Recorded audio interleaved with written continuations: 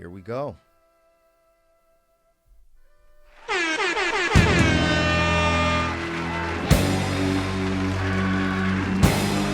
What is going down, world? Welcome to the 40s. I go by the name Black Pegasus. And today I'm checking out the one and only full album by Pink Floyd, The Wall.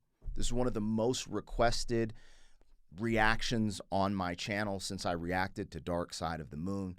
It's taken me a while to get here, but we're here.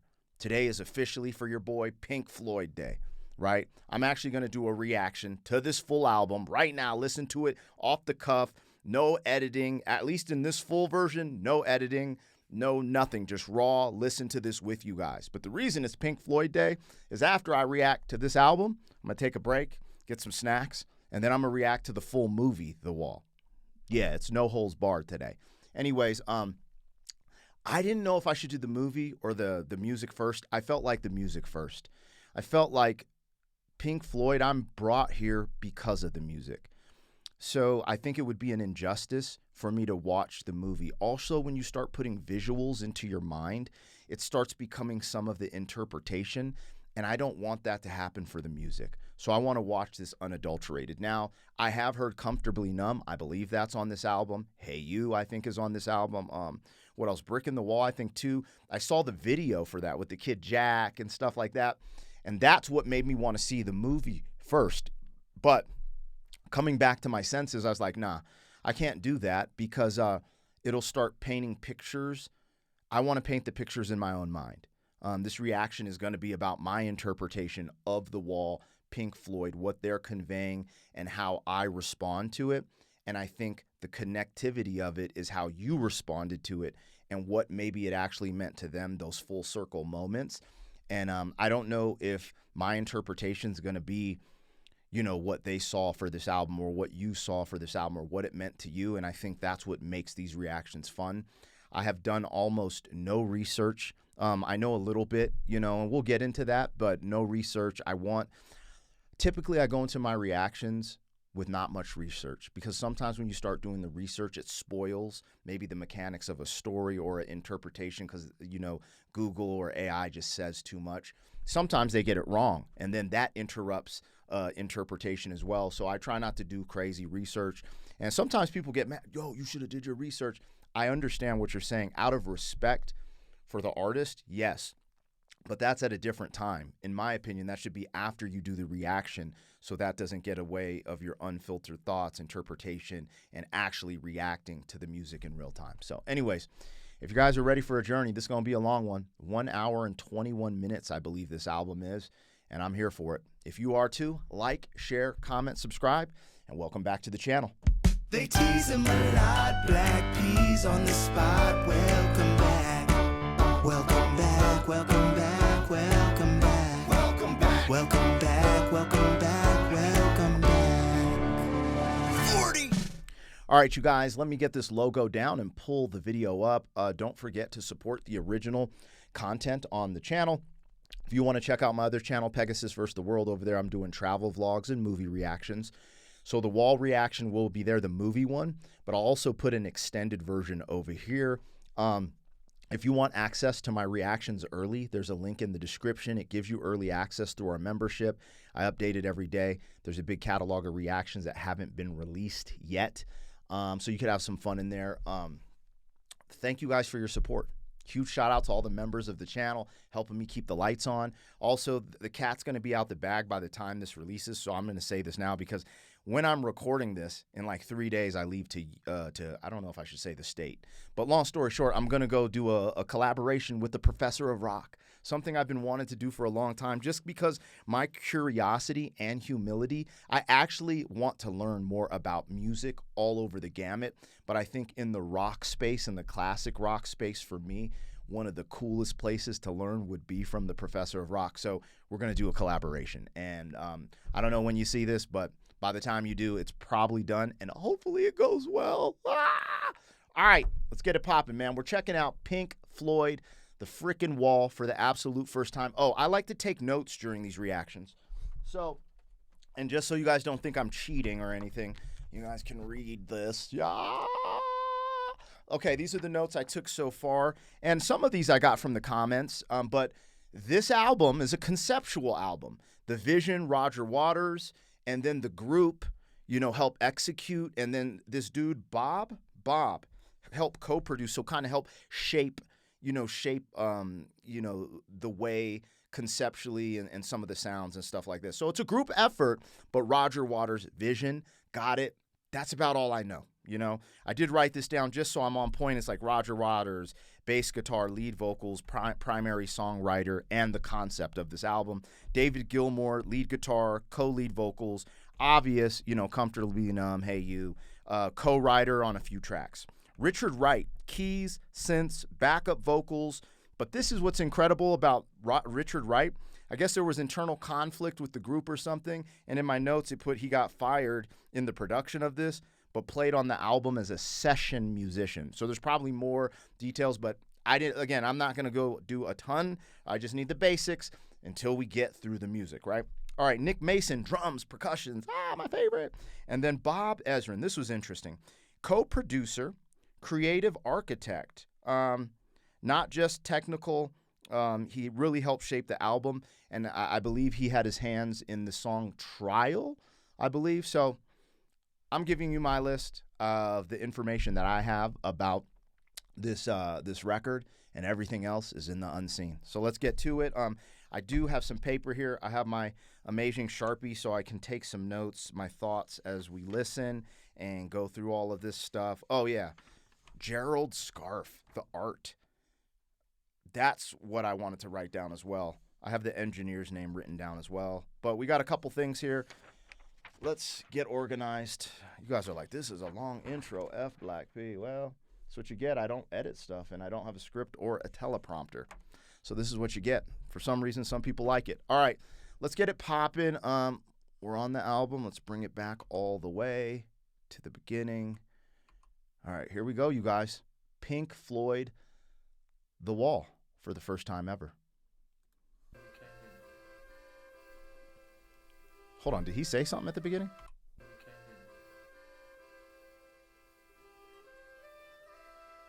Huh.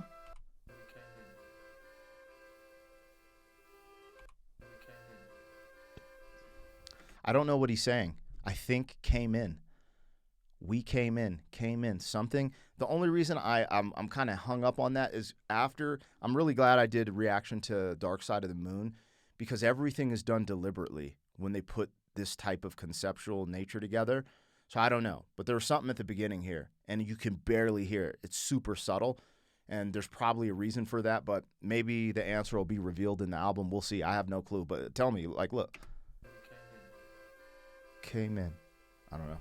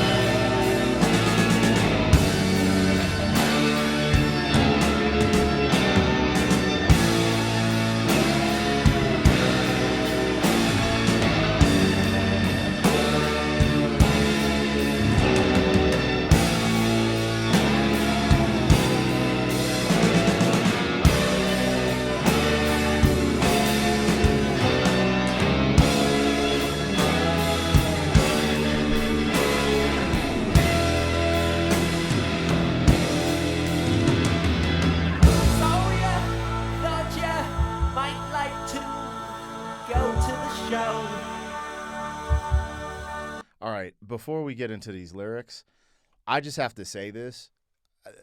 Coming in this rock heavy, this is kind of heavy to me. Like automatically there's just heaviness to the playing, the guitars. It's heavy. And I didn't really expect that, especially way we started Dark Side of the Moon. This is refreshing. Anyways, let's get into it. One thing I wanted to say as we do this, when I react, you know, I'm going to hit pause and talk and make commentary, and people come here for that, the reaction. So what I'm doing is never a substitute for the original. I want you guys to go support the original and make sure you go stream, you know, purchase whatever you can do to support Pink Floyd, The Wall album. I say that because a lot of times as reactors we get flack, but there's nowhere on God's green earth where people are coming to my reaction video to listen to the Wall album. Like, why you do that? You know, you want to listen to it in its entirety or songs, not with some dude talking.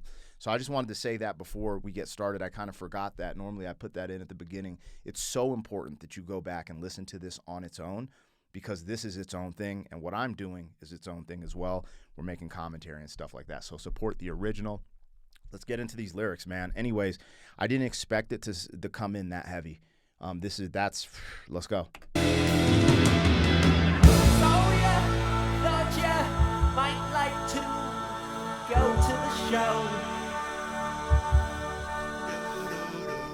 to feel the warmth, real love, confusion, that space can get low.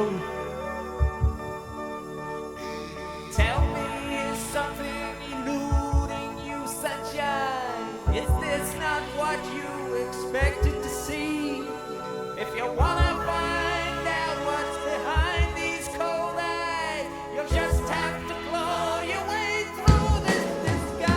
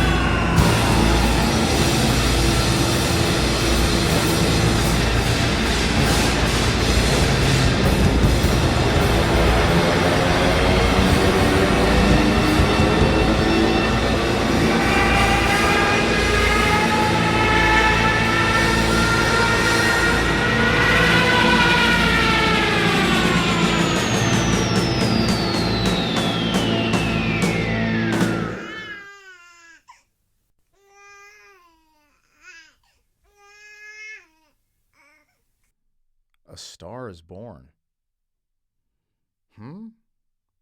A Star is Born? I don't know why I said that. Okay. So this first joint is called In the Flesh, ? And now we're going into the thin ice. There's a baby crying, a life being born. Let's go back to the flesh with a question mark. The lyrics that stood out to me immediately was, do you want to come to the show? Okay. When you say that, there's three versions, 3 point of views. I'm a promoter, so like I would promote concerts. So as a promoter, hey, do you want to come to the show? As a fan, hey, do you want to come to the show? To your friend, let's go to the show. Or as an artist, because I'm a rap artist, hey, do you want to come to my show? The interesting part that I felt like was very pungent or powerful was you have to claw through this disguise, right? You have to get behind the facade, mask off, the smoke and mirrors. Are you willing to do that? Then we end, I didn't know if that was a plane or a car. It sounded more like a car at the end, like a super fast race car, almost like it was about to crash or, speeding up, slowing down, and then all of a sudden a baby's being born. And I don't know, the reason I said A Star is Born is because the what they delivered to me in that first track was just, to me, rock energy, rock star. And then all of a sudden you just hear a baby crying. I was like, A Star is Born. It just popped into my brain. So anyways, whatever that is, we're going to find out. Now, to all the naysayers, the people who are going to get on here, what I learned about Pink Floyd, for me personally, with their sound, when listening to it, a lot of people on YouTube will tell you, oh, you should wear headphones. They're actually wrong, and I'm going to tell you why they're wrong, but they can kind of be right. They're wrong because the more I listen to Pink Floyd, it's made to be listened to on a really good sound system, not headphones. Headphones don't do it justice, and I learned that by doing my first album reaction to Pink Floyd with headphones on. I actually have a really nice monitors. I got the Yamaha HS8s, and I got all this stuff. Like, it's set up like a recording studio, so I get to listen to this like I was in the studio listening to the mix versus having headphones on.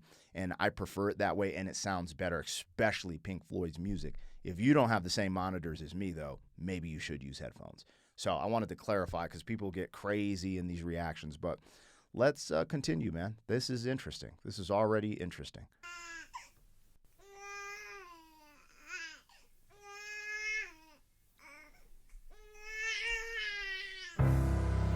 Mama loves her baby, and Daddy loves you too. And the sea may look warm to you, babe. The sky may look blue.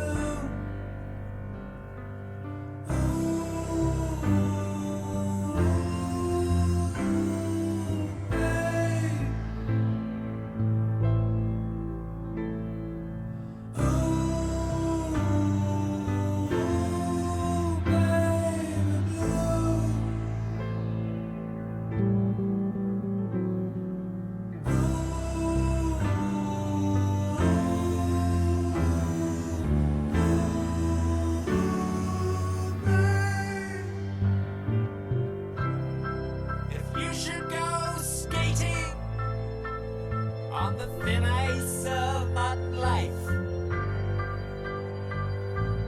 dragging behind you the silent reproach of a million tear-stained eyes. Don't be surprised when a crack in the ice appears under your feet.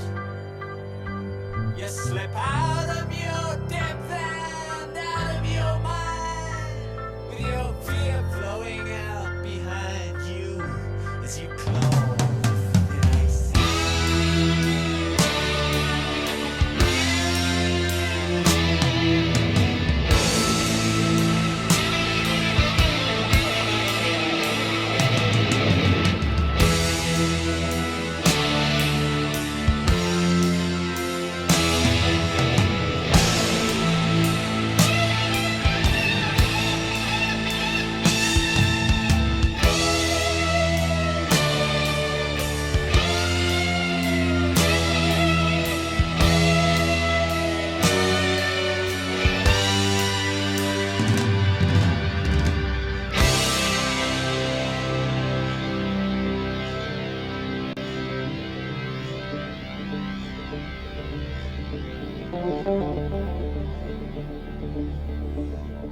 I just have to say this.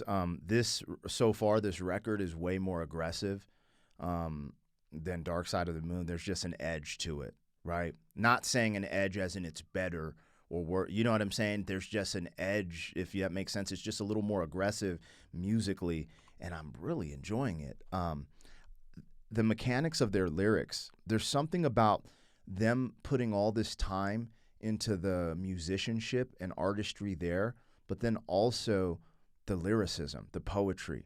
You know, this concept of maybe the beginning in the flesh is like, I don't know yet. It felt like a character, and we're going into a character storyline possibly. Like whoever said, you know, do you want to go to the show? And then you have to claw, you know, but you got to get past the facade or the disguise. And then maybe this is past the disguise and we're starting to get into the story because the baby is born. We start talking about the parents. But what was telling, and if you guys are wondering, I write notes about the lyrics and things that I'm having so I don't lose the thought in such a long reaction. You know, we've heard this story. You're standing on thin ice. You're walking on eggshells. But when he talks about the cracks, and I put something about, life and then the cracks in the ice when you see it and this correlation to fear, they're starting to paint the picture already of things going on. And I'm going to take my time with trying to, see what they're painting for me in my mind. But I love it. I love it. And musically, this aggressive, I'm just like, I get stank face immediately. Anyways, let's keep rocking. This is Pink Floyd, The Wall. Yay.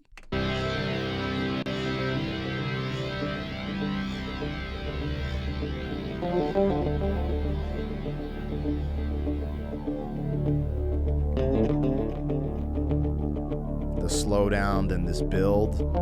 Dad is flown across the ocean. Dad has flown across the ocean. Leaving just a memory.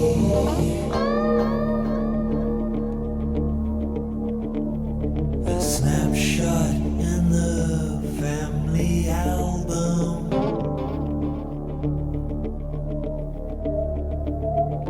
Daddy, what else did you leave for me?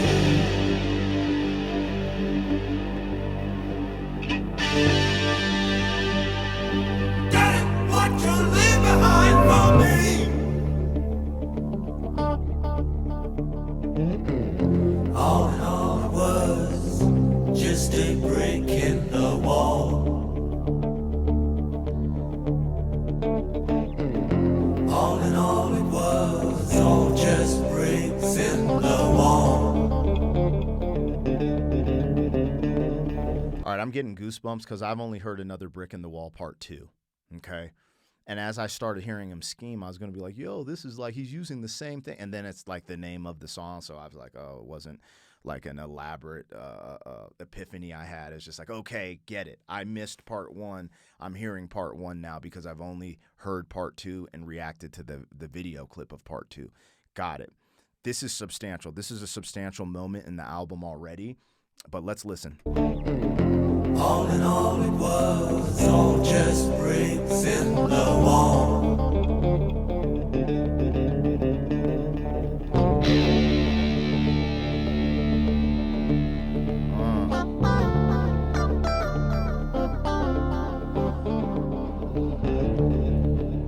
Bricks.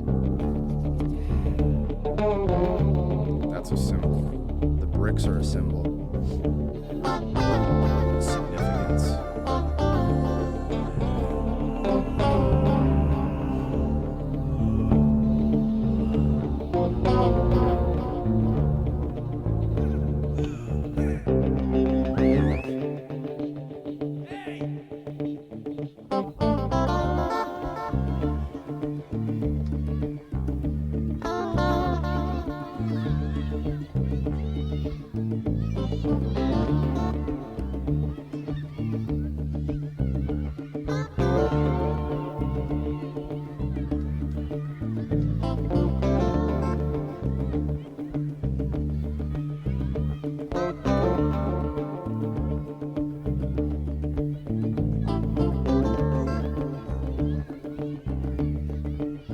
Kids on a playground playing.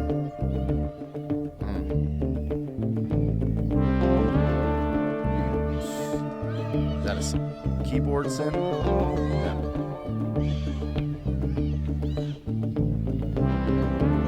That sounds so fire. Oh, snap.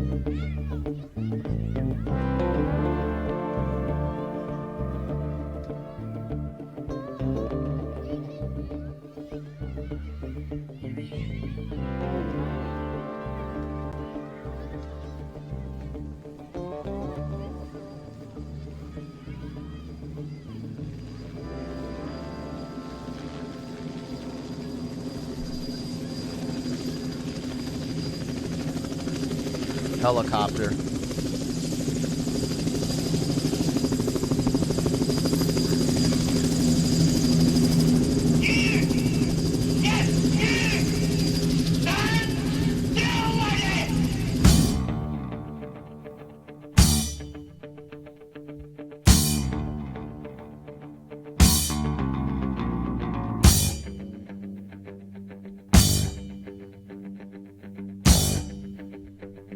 All right, just so we have some structure here, we're going into a piece or a song called The Happiest Days of Our Lives.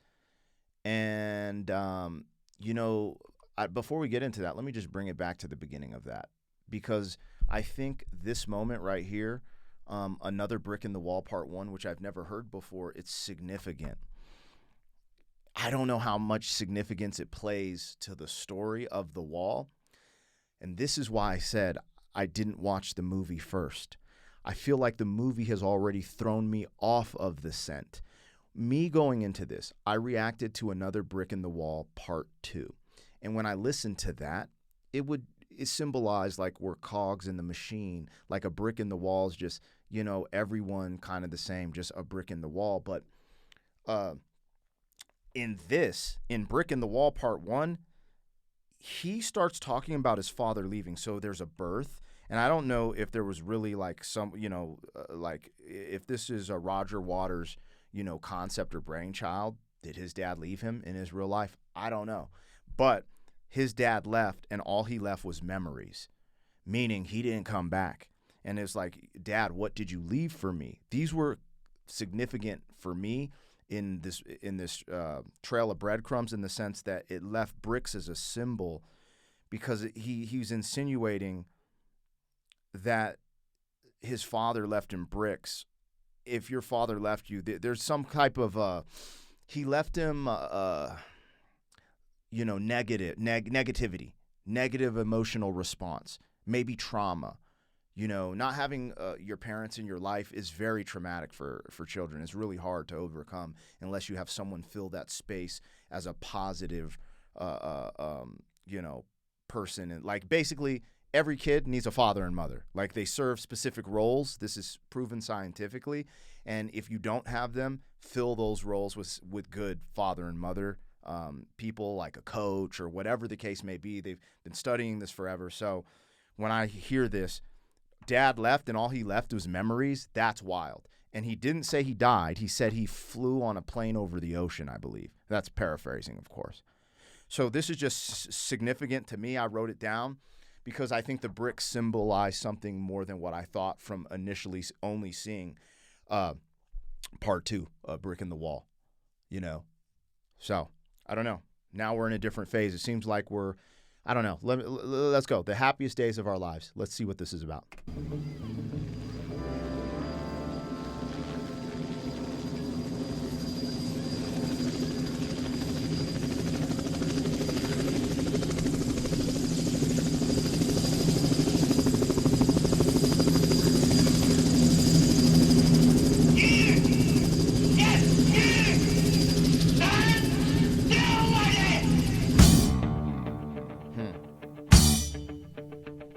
I don't know what that yelling was about.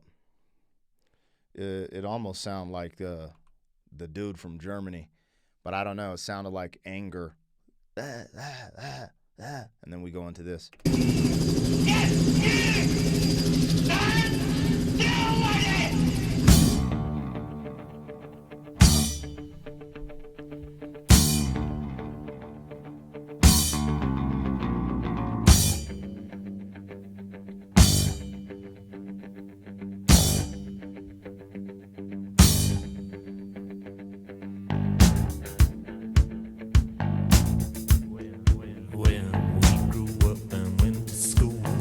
Certain teachers who would hurt children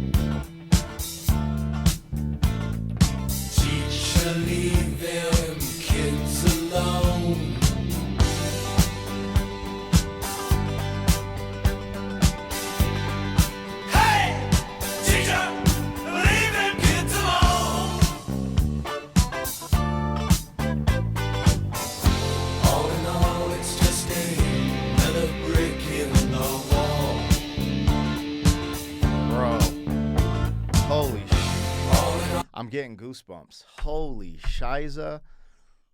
Golly, bro, let it rip. Let it fucking rip. Yeah, let it rip. Let it rip. You got to feel it, y'all. You have to feel this shit, man.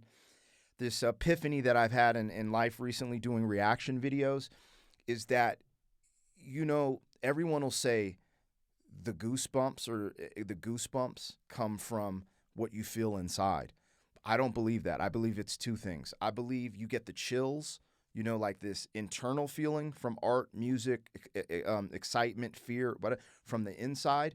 But there's also this outer layer. There's this outer thing from the physical, like the outer, like that kind of touches you as well. And that's what gives you like the goosebumps, like on the outer. I could be tripping. That's just how I have these instincts, and I just sense certain things. That there's this like magic in the world, like when a mother lifts up a car to save her children, there's a magic that we don't want to identify with, and it's there. And when music and certain thoughts and certain things hit, like they hit right on the nose, you get this experience. It's not just internal, it's external. So I'm just trying to feel it. Bro, these dudes are insane. So I reacted to Pink Floyd, Brick in the Wall Part 2. And because of I watched the video clip. And it's all the kids in the school, and my mind was only saying brick in the wall. Like we're just sheep, a cog in the machine. The brick represented just, we're putting these bricks in symmetrically or however the hell is going on. It's all the same thing. We're building this wall. But I'm having all this moment because connecting it to part 1, we're going through a timeline. I don't know. It's kind of early to say this, but F it. The first little part's a point of view. Then from that point of view, we're going into a character life. The character being born, the childhood of the character, and now the adolescence. I could be wrong. With the child memory saying that what his dad did was a brick, instead of me processing Brick in the Wall Part 2 is like, yo, you're just a robot, a cog in the machine. We're all just bricks in the wall, blah, blah, blah. No, the fucking brick is what the teachers did. And what the father, so the bricks are representing like these negative experiences you're having in life, right? Because you can have a positive. There's some teachers that change your life for the better. But with this character or whatever we're talking about, that didn't happen. It's telling us, yo, remember in the class, the teacher did this. Hey, my dad left this memory, and it was a brick. So that moment, him telling me it was a brick was significant. Now I think there's this concept, and I'm kind of fucking freaking out because the bricks are symbols of negative things that have happened. Or maybe trauma. I don't know how you want to internalize that, but now I'm just like F because this album's called The Wall and all I see is bricks in front of me as well. So trying to understand that, the rudimentary level at the grassroots is going to probably be the most important part of this storyline. Anyways, I'm getting goosebumps, not because I haven't heard this song before. This song has a new meaning now. Does that make sense? Some people are going to see this reaction and be like, yo, you already put this out. No, like I will put out clips. I'll put out, 15, 20-minute segments of each part of this. I don't know. This reaction might be 2 hours long because I'm going to just do it all in one cuff because I think that's important so you guys know that I'm just sitting here fucking absorbing the music. You know what I'm saying? But anyways, oh my gosh. This song, Brick in the Wall Part 2, has a new meaning to me because it's fitting in this narrative. The brick is not representative of a sheep, a robot, a cog in the machine. It doesn't represent that. It has a new meaning now. In my opinion, as of now, where we're going, my interpretation of the brick is a symbol that's significant for negative experiences, traumatic experiences, abuse. That's where I'm. All right, calm down, Pegasus. Let's go. All in all, it's just another brick in the wall. All in all, you're just another brick in the wall. We don't need no education.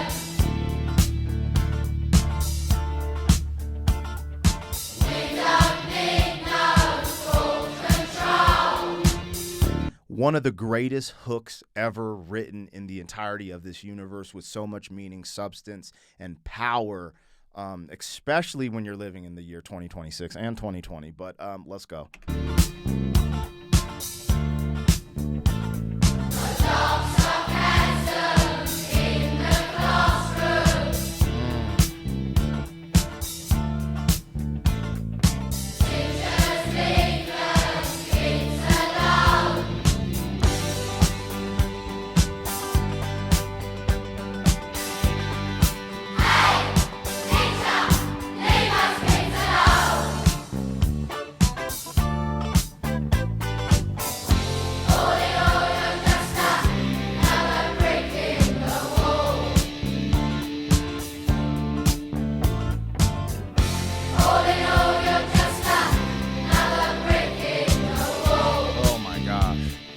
So I thought You're Just Another Brick in the Wall was us as a collective who just follow the rules, follow the diagram of life, walking the hamster wheel.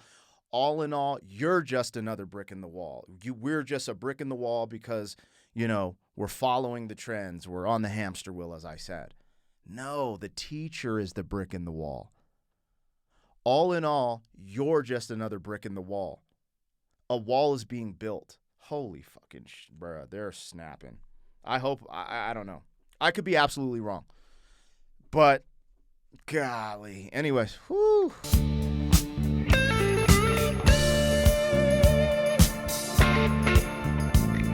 Music, storyline.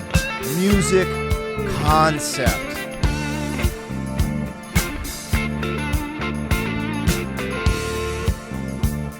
What are we talking about?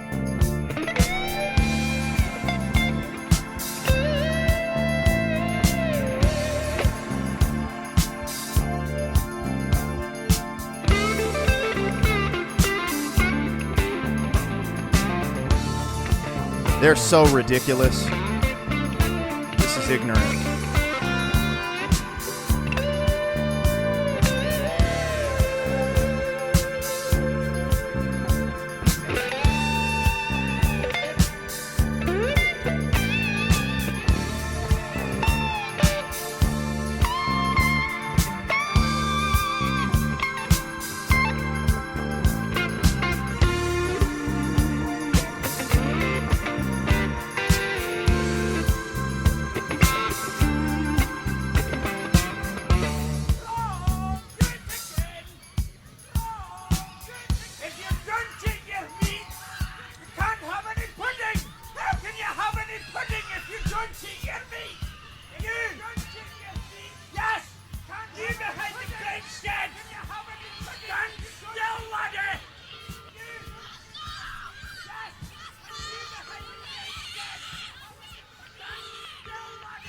All right, let's bring it back a little bit because I don't know what this signifies. If you don't eat your meat, you can't have your pudding. Like, they're making this guy seem like a villain in the actual clip that I reacted to. But if we're just being honest, eating your protein before your sugar is really good for your glycemic index. Like, it's just the truth. Okay, Pink Floyd, it is really good to take in protein, before you start eating your carbs and all that different stuff. You know what I'm saying? So he does have a point. The teacher in this time, don't throw all the teachers out with the bathwater. My social studies teacher, Mr. Getz, I don't even know if he's still around. I think he was my social study teacher in Germany. Changed my life. One of the greatest teachers. Awesome. Then on the other hand, Mr. Smith, I had a teacher, Mr. Smith, and he was this. Yo. He writes poetry. All right, you dang crazy people. Anyways, all right, let's stay focused.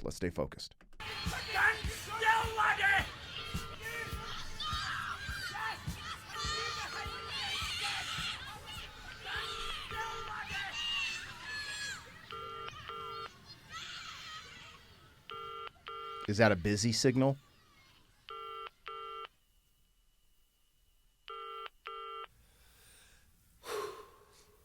Mother, do you think they'll drop the bomb?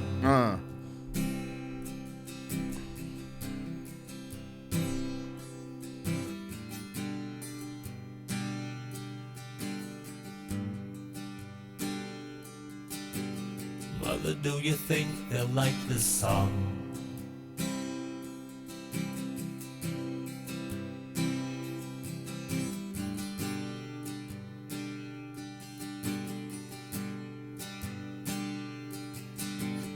Mother, do you think they'll try to break my balls? Oh, snap.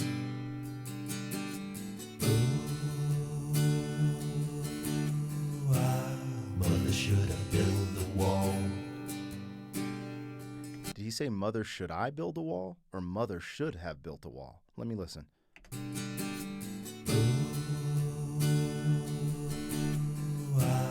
Mother should have built the wall. Mother should I build the wall? Mother, should I run for president?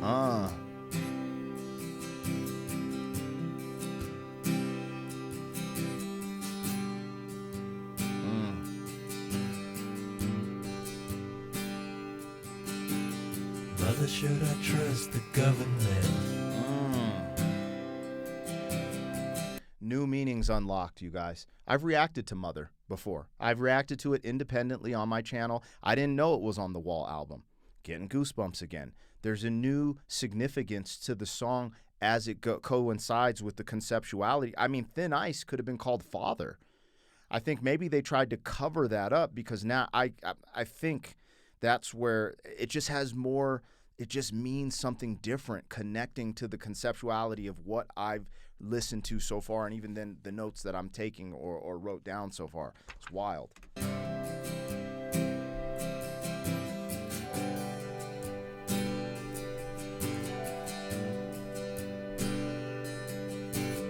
Mother, will they put me in the firing line?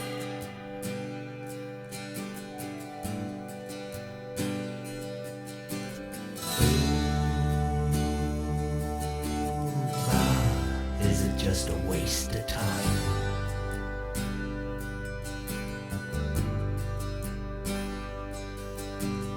Hush now, baby, baby, don't you cry. Mama's gonna make all of your nightmares come true. Mama's gonna put all of her fears into you. Mama's gonna keep you right here under her wing. She won't let you fly, but she might let you sing. Mama's gonna keep baby cozy and warm.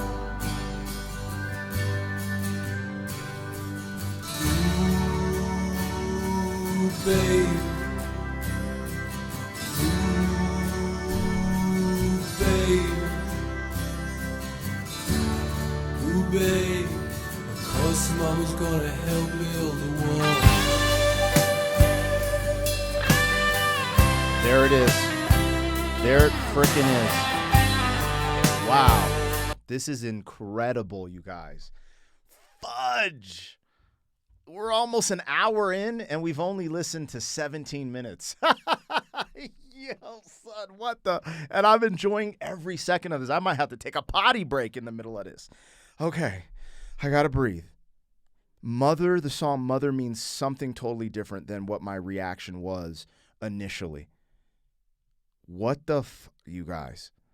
Oh, man, and he sealed the deal with she's going to be a part of building this wall, which now solidifies the direction the instincts that I had about these fucking bricks, right? Originally going into only seeing brick in the wall 2, I'm thinking bricks are, a symbol of people being very robotic and the same and being sheep in the routine of life, the society, etc. Well, come to find out, the brick is a negative experience. And we went over that with the father. And at first with the mother, they start playing this acoustic. And the acoustic symbolizes trust. He trusts his mother. His mother stayed. He's confiding in his mother, asking her all these questions. Are they going to do this? Or are they going to do that? The mother, without knowing it, is overbearing, trying to protect the son, and is instilling all the fear and all the negative things that have been instilled in her response to trying to protect and shelter this character. And guess what? The character's narration of this is fucking fantastic. It's like a therapist wrote this stuff because he's actually analyzing it like, yeah, she instilled all these things in me. She just added more bricks to the wall, right? We haven't heard one moment where a brick signifies something positive. The moment of positivity was the shift in the music, the acoustic, representing a symbol of like, because when you play acoustic, it's intimate. You feel like, oh, I can really hear the lyrics better. I don't know how to explain that, but just from doing reactions, I've always noticed when someone plays an acoustic moment, it's just special in that degree. Like we started out with all this heavy rock. We're far away, but the acoustic brings us in, and I believe that's a symbol of the mother's love and trust, and trusting in the mother, and because of that trust, confiding and asking, are they going to drop the bomb? I'm scared of these things. This thing, are they going to like break my balls? I think he's talking about, I think he mentioned the music, which also goes back to the initial character. Do you want to come to the show or whatever the show is? All these things are starting to align, but it's not like immediate. It's freaking, but that sealed the deal for me. This concept of even the mother adding to the wall. And I think the mother, it's not, I don't know about the father, but that's more intentional. Like, yo, I'm not coming back. I'm leaving. I don't know why I'm leaving, but I'm not coming back. He made a decision. But the mother, I think instinctively tries to protect their offspring. And, sometimes we do instill things in our kids that, we're only human, right? I'm very aware of this because I'm raising kids and I'm trying my best not to give them the bullshit and give them the good. And then, go on, make your own choices, Damn, this is bananas, you guys. Did I bring it back? We're going to bring it back a little more just in case I didn't.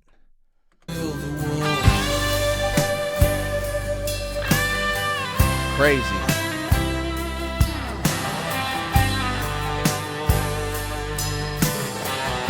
Even with this electric, it's not too heavy. It's helping sell this story of the relationship with the mother, which isn't all bad. It's just what it is.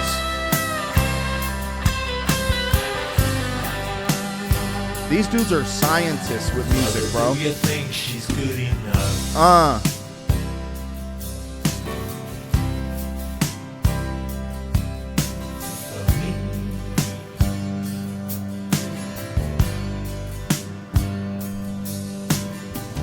Do you think she's dangerous?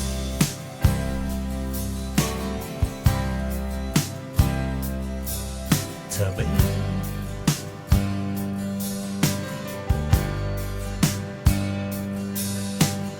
Mother, would she tear your little boy apart?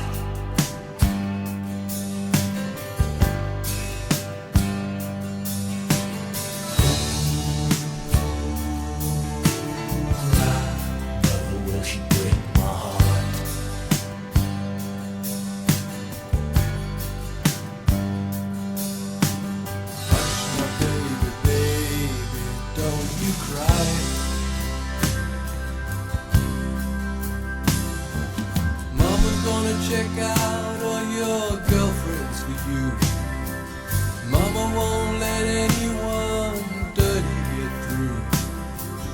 Mama's gonna wait up until you get in.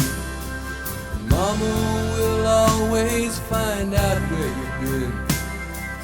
Mama's gonna keep baby healthy and clean.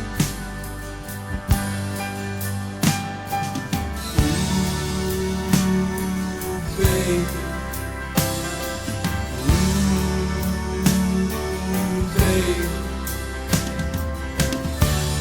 ooh, baby, you'll always be baby to me.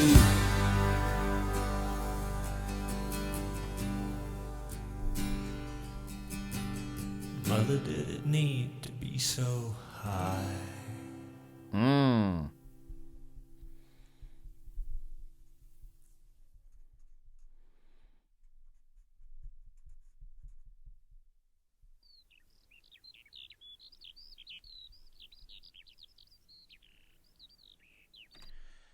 All right. I'm not going to go too crazy on Mother because I think I said everything I needed to say in that one. Are we still on Mother? And then we're going into, like, I hear birds chirping.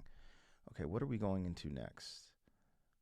Goodbye, Blue Sky. Interesting. I just wanted to add him confiding and trusting his mother because it seemed like he wanted her approval for suitors and people he's dating and stuff like that. And it really that, see, I had two parents in the household, so my relationship with my parents somewhat balanced. Grew up in the 80s and 90s. I didn't have like that.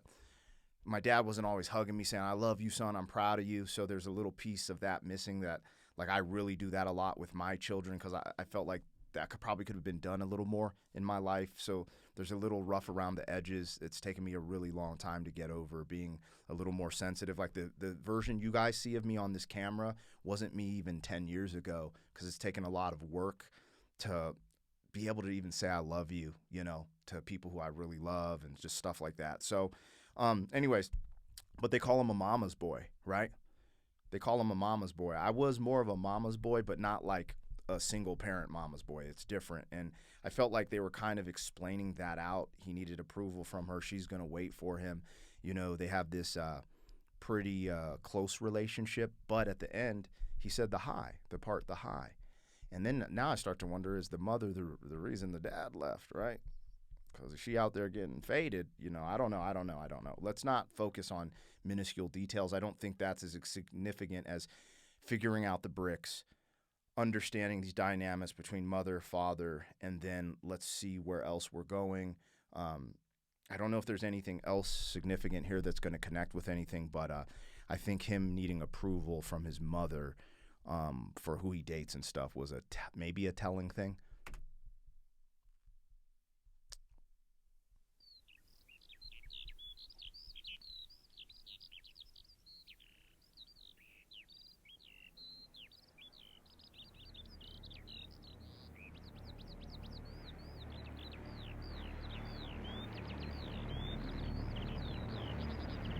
Goodbye, Blue Sky. Mummy, there's no plane up in the sky.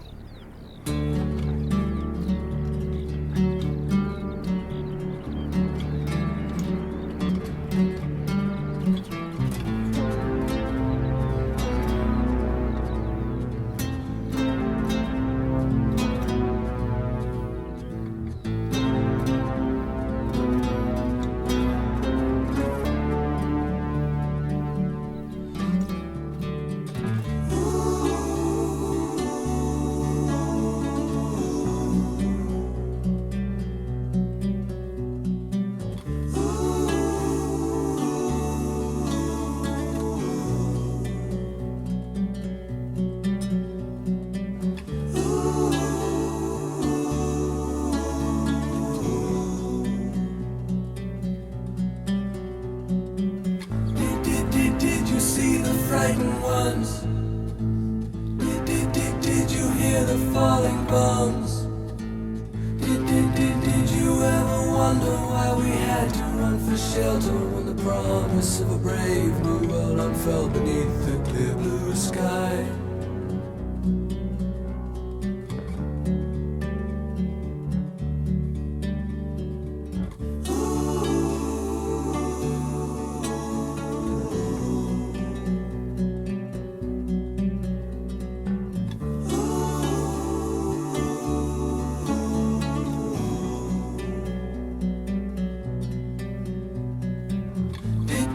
Did you see the frightened ones? Did you hear the falling bombs? The flames are all long gone, but the pain lingers on. Goodbye, blue sky.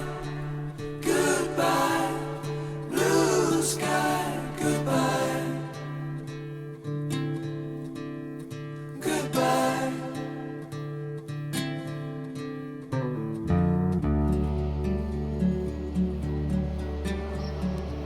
This moment right here, hold on. Goodbye. Right there. That sounds like some country music. Anyways, Bro, oh my, I'm getting goosebumps and shivers again. This shit is getting wild. Goodbye, Mr. Blue Sky. There's a symbiotic relationship with the lyrics and the music in this one. Let me say it again for the people in the back. There's a symbiotic relationship. There's a chemistry between the lyrics and the music with this one. Very specific. Maybe it's going on throughout the whole album. I just didn't highlight it, but this one, it's so obvious. This acoustic, like I told you, acoustic represents this intimate thing, this close to you, but then this, then the mood shift, boom, boom, boom, with these big sounds. You're like, what? And then it's hoo, hoo. The blue sky opens up. Then boom, boom, boom. It closes. It closes, and I'm like, what the are they doing musically? Why are they doing this? Because the hoo, hoo, I just want to feel good. I got some like Beatles vibes, like hoo, hoo. We're gonna go into a catchy pop single, but no, it started dawning on me. I'm like thinking of this dark, apocalyptic type feeling in my soul, and then he fucking said it. He said falling bombs and flames, and something about remains, and I was like, bro, what are we talking about? Huh? What are we talking about? Falling bombs is a war, dog. Whether it's an actual literal war or a psychological war. Falling bombs is a war. She dropped the bomb on me, baby. I guess that's a different type of war. But anyways, falling bombs and flames, yo, this apocalyptic feeling I was sensing through the music is exactly what he's talking about.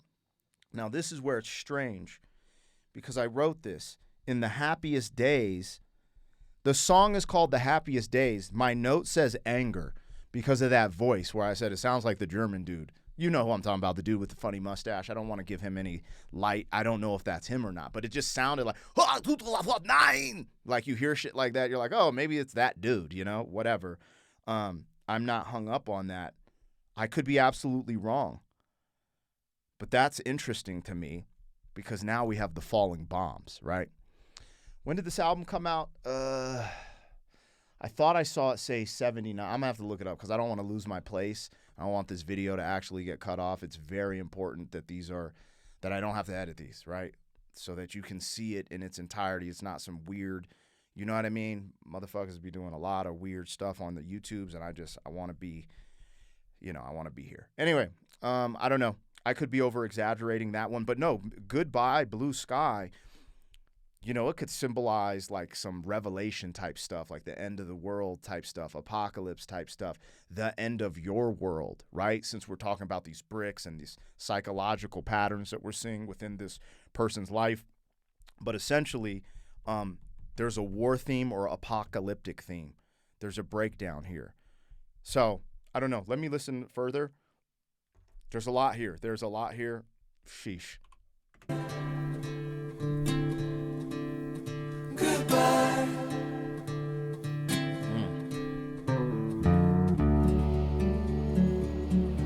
These dudes are crazy.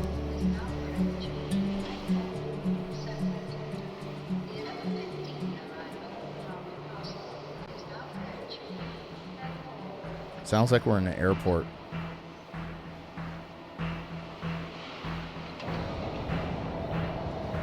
Theme shift with the music.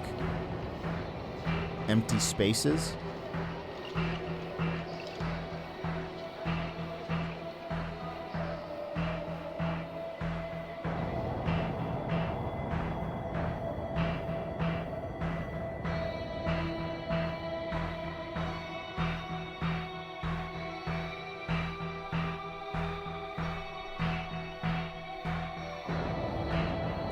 Definitely a mood shift, a theme shift. This one's called Empty Spaces. That's what we're going into here.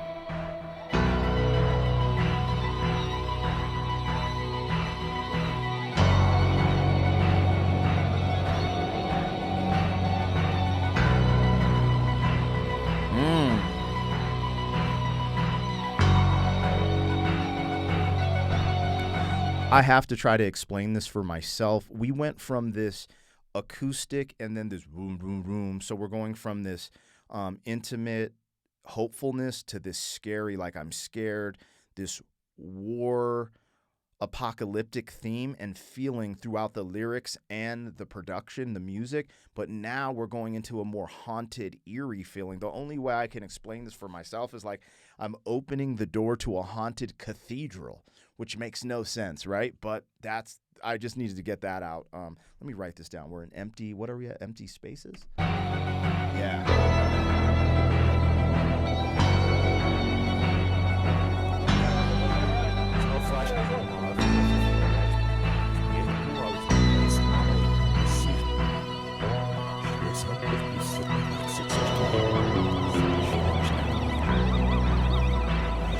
What shall we use to fill the empty spaces where we used to talk? How shall I fill the final places? How should I complete the wall? I'm just a newborn. Fudge. Bro! I gotta write it down first. How should I complete the wall? How complete the wall? Oh my gosh. I didn't know that drop was coming. I was making the stank face because of the lyrics and the feeling that I was getting from this. You know, this empty spaces reminded me of 2020, you guys. I'm going to talk about something personal. We don't need to get divisive or weird in the comments. And we all went through something during 2020. In 2020, I was, still in my rap career. I was an independent rapper, and I depended on touring, and I was a promoter throwing concerts. That got wiped out. And I remember some of these moments because my daughter was just turning 2 and she got diagnosed with arthritis. And I remember not being able to tell the world anything and sitting in a dark part of my room, just keeping it real, being very upset, crying by myself because I couldn't show my wife that I was weak and I couldn't talk to anyone else about these feelings of not being able to provide for my family anymore because I no longer had a business. I could not throw concerts anymore, and I could no longer tour. That's what I lived off of. I hadn't gone digital. My merchandise just sold on the road. It wasn't selling digitally, and I was extremely scared because my whole thing is when you have a child, you're like, this instinct of provision for them, right? Then my daughter got diagnosed with arthritis at a very young age, and we're dealing with that, trying to get money to, get her alternative treatments. Long story short, I was very isolated, and I isolated myself because I didn't know how to talk with people. I didn't know how to express this fear and angst and anger. And then you were supposed to separate. You had to wear a mask all the time and couldn't talk to people, couldn't hug people. And it was a very dark moment in my life. And that's what this made me feel. When I said the haunted cathedral, I didn't realize that I might have compartmentalized some of these things, these feelings, these emotions.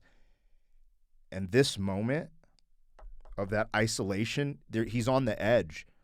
Like we have a whole story coming together and he's on the edge.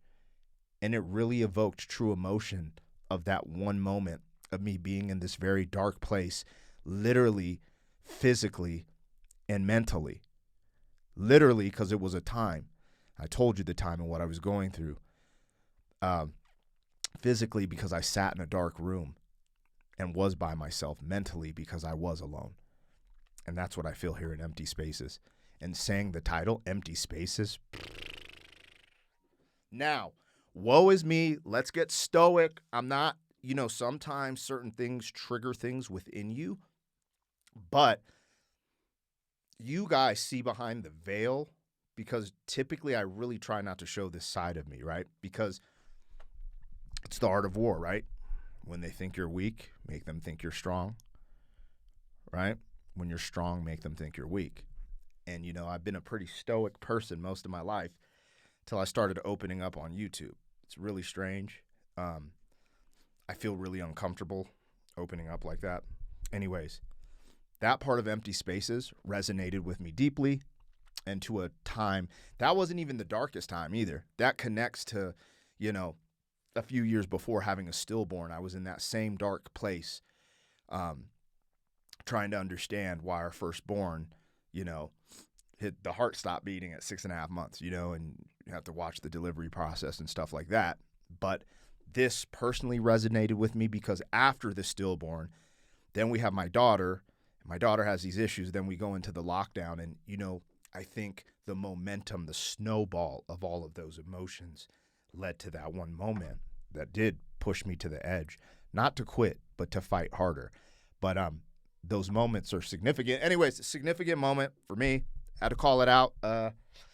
Let's go. Yeah. In the battle for what album is better of Pink Floyd, The Wall, or Dark Side of the Moon, I don't think there's a better album. I think they're the same but different. Different but same. You remember Mr. Miyagi with Karate Kid and the girl, the rich girl, the poor kid? Different but same. Different but same. Same classic energy, different edge. Same artistic energy, different meaning, different concept. I don't think comparing these are fair. I shed tears during Dark Side of the Moon. I'm shedding tears on The Wall. What the is going on? They speak to you emotionally, and it's like this buildup from the music, the concept, and the lyrics. It's pretty incredible, if I'm being honest. And Pink Floyd has created this pathway for me to interpret music and see music in a different light. So this is fun. Anyways, let's keep going. Fill the final places. How should I complete the wall? I'm just a newborn, stranger in this town. Where are all the good times? Who's gonna show this stranger around? All right, so we went from Empty Spaces and we're going into a new song. That drop is Young Lust. Immediate from the title and the direction theme shift, I feel like it's escapism. I don't know yet. Let's listen. But me personally, there have been times in my life where certain things went a certain way, and instead of fighting it heads on and embracing the nonsense, escapism, you lead towards your vices or things you probably shouldn't be doing. I don't know, but that's the initial reaction from just hearing the drop and hearing the first part. How should I complete the wall? I'm just a newborn, stranger in this town. Where are all the good times? Who's gonna show this stranger around?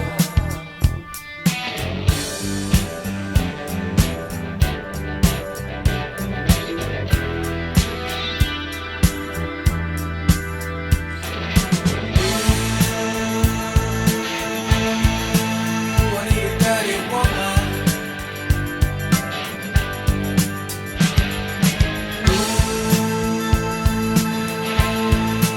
I need a dirty girl. Well, some woman in this desert land make me feel like a real man. Take this rock and roll refugee.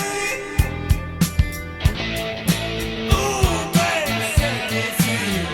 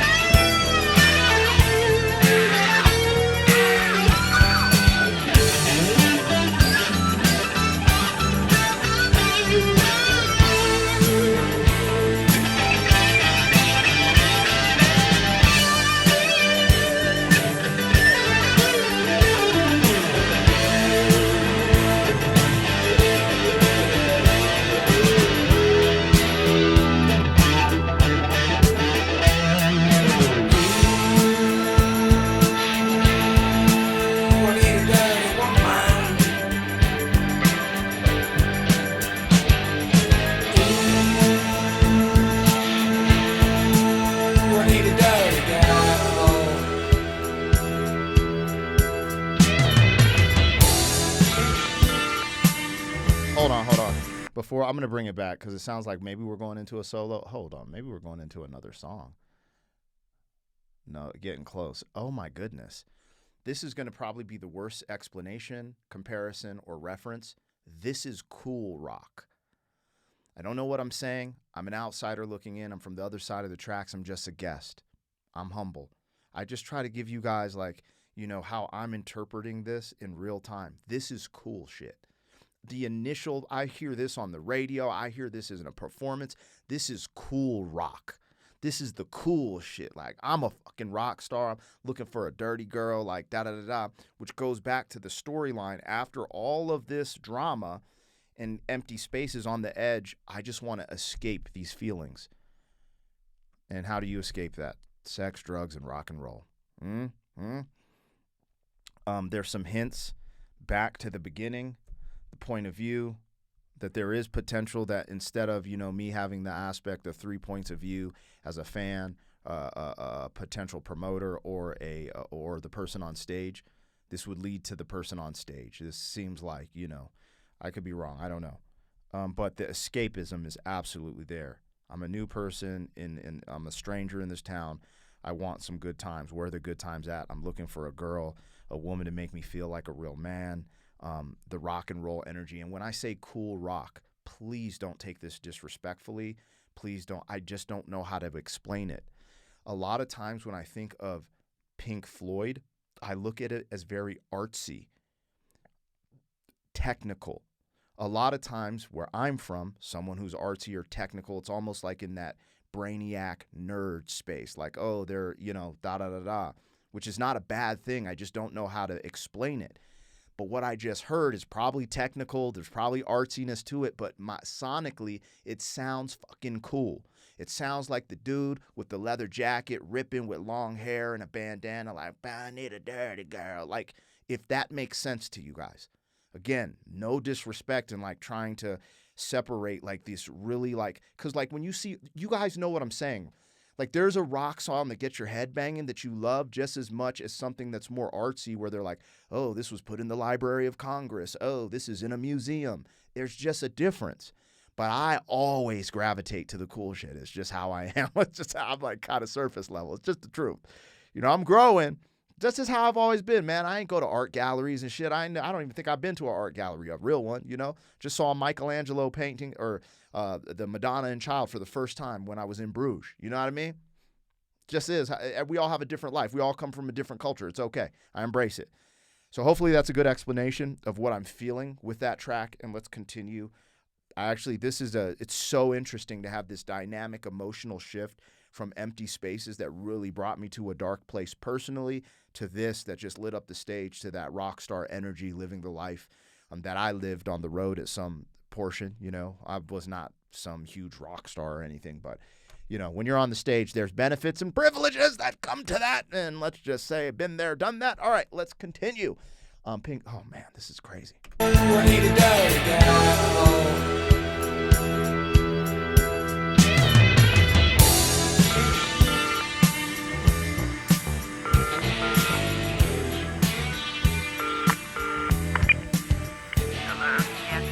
Call for Mrs. Floyd from Mr. Floyd. For you accepting charges from the United States?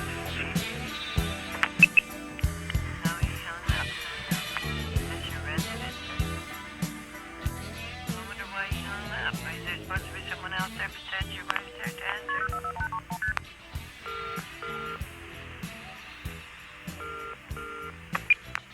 Hello?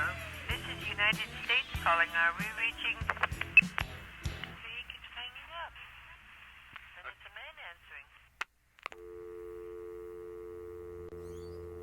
I don't know the significance of that. Let me listen back. It said Floyd. It said Mr. Floyd to Mrs. Floyd, I believe. Is trying to connect. There's a phone call there, and I don't know what that means. And all right, let's pay attention just a little bit because I know every freaking moment of this record is pretty deliberate. I think they might have had moments where they jammed out, like, oh, let's play this crazy riff here. But they're probably like, oh, emotionally, let's play this riff here because it sounds like this. Then this goes back to Bob Ezrin helping shape, because this sounds like a cinematic masterpiece. This doesn't just sound like music. Like, I'm literally listening to this, and I'm like watching a movie. Like, this is actually going to be a very long reaction. This is kind of crazy. Hello? Yes, collect call.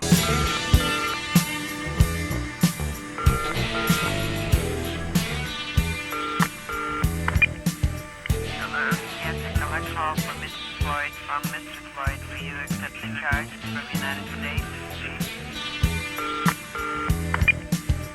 Hello? Yes, collect call from Mrs. Floyd. From Mr. Floyd. Will you accept the charge from United States? No, he's hung up. Is this your residence? I wonder why he hung up. Is there supposed to be someone else there besides your wife there to answer?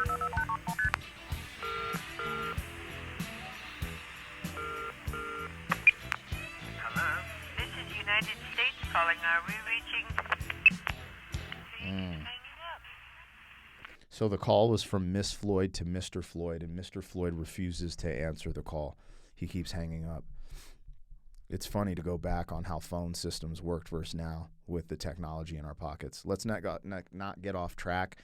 Let's see. I don't know what that connects to, but it's obvious that Mr. Floyd, which also leads to this character, now the name Floyd from Pink Floyd is in this storyline. I don't know. But yeah, Mr. Floyd would not answer Miss Floyd's calls. And it's a man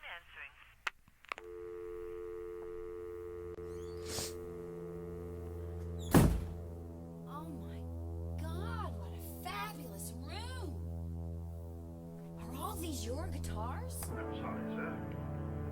I didn't mean to startle you. This place is bigger than our apartment. Let me know when you're entering a room. Yes, sir. Can I get a drink of water? I was wondering. You want some? Huh?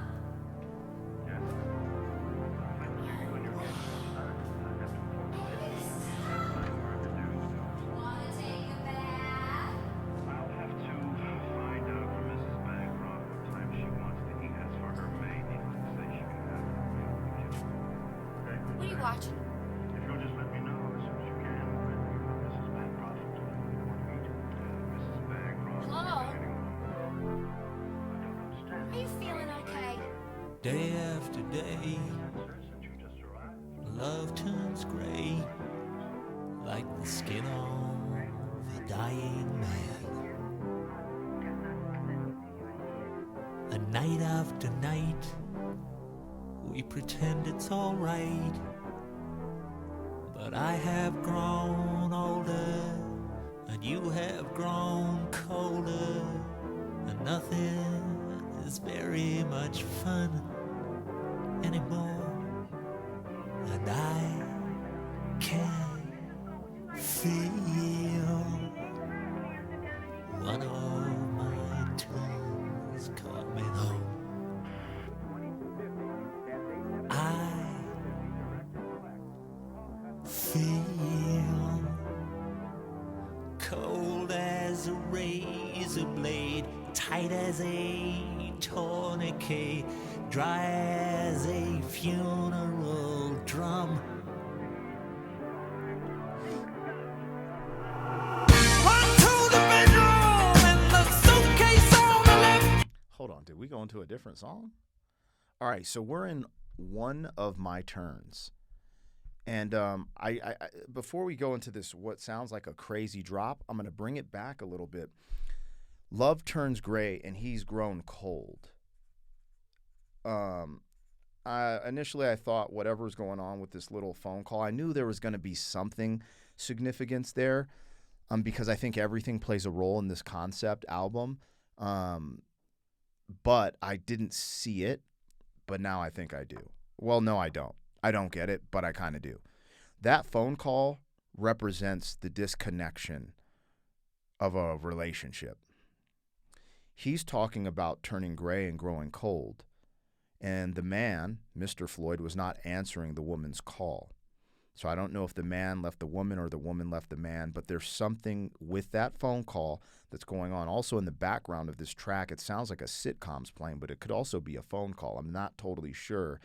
But I want to really focus on the lyrics and the music, and it's kind of distracting, but I know that's probably there for a specific reason as well. But on a first listen, I don't know how much you're supposed to get. But I wanted to. I'm pretty sure this song, that's like an intro. The phone call or not answering someone's call is connecting with the storyline of this track. And so that it makes a little more sense to me. Going into it, I was like, yo, what the hell does this mean? Cold as a razor blade, tight as a tourniquet, dry as a funeral drum.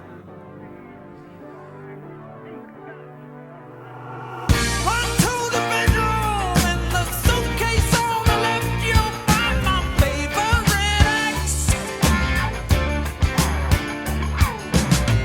Don't look so frightened, this is just a passing phase, one of my bad days.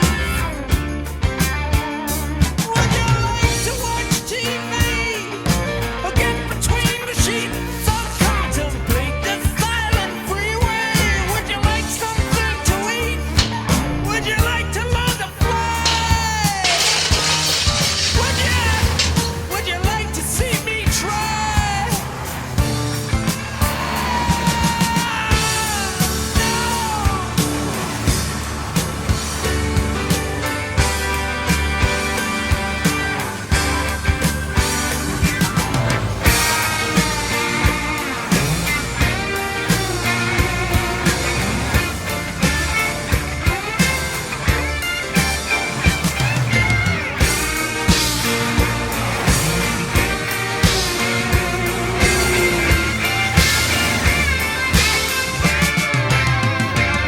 Would you like to call the cops?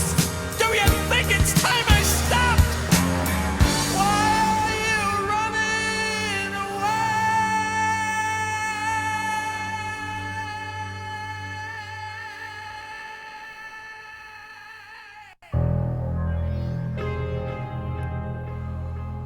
This is incredible. This is really incredible on all levels. So one of my turns has to be about a toxic relationship. And now we're going into Don't Leave Me Now. That's the next track. I'm not sure who's at fault in this toxic relationship because it feels like we've gone. It eludes me a little bit because I don't know if the toxic relationship is between the character we've been building from the very beginning or if it's a little bit of a backstory of the character's mother and father, or a little bit of both. Isn't that tricky how we are as humans? Like things we grow up seeing with our parents, we end up kind of doing the same thing. I'm not sure how all this, but I'm positive in the sense that this moment felt like a toxic relationship. And I don't want to place the blame on either because I don't totally get it. Because with the phone call, it would seem like, the dude is like, I'm not answering your call. But what if the woman did something to him to make him not answer the call or vice versa, right? I don't know. I have no clue. I don't think there's been insight on that. But I don't think you need an insight on that yet because essentially if we're building a wall out of negative experiences, then this might be another piece of that. I'm not sure.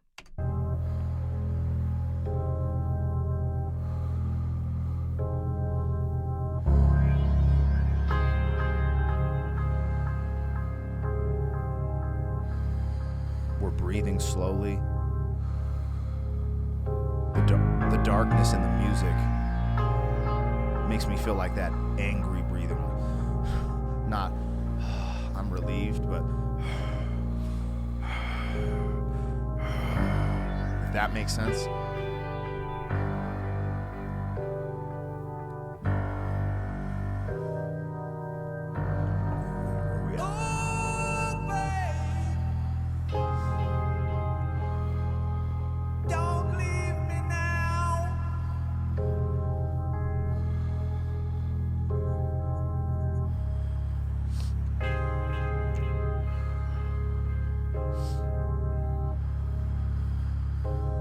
Don't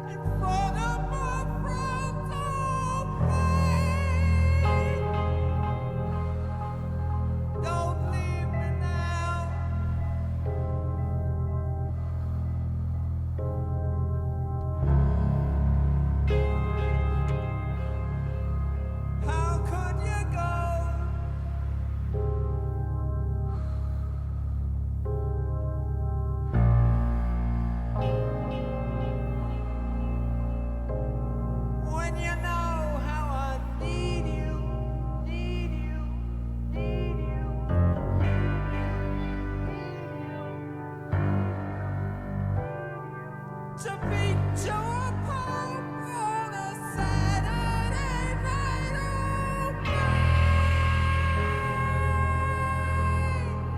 don't leave me now.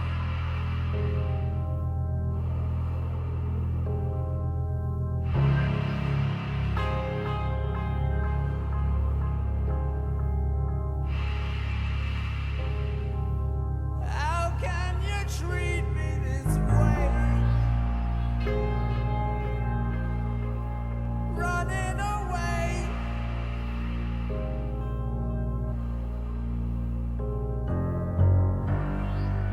Oh, babe, why are you running away?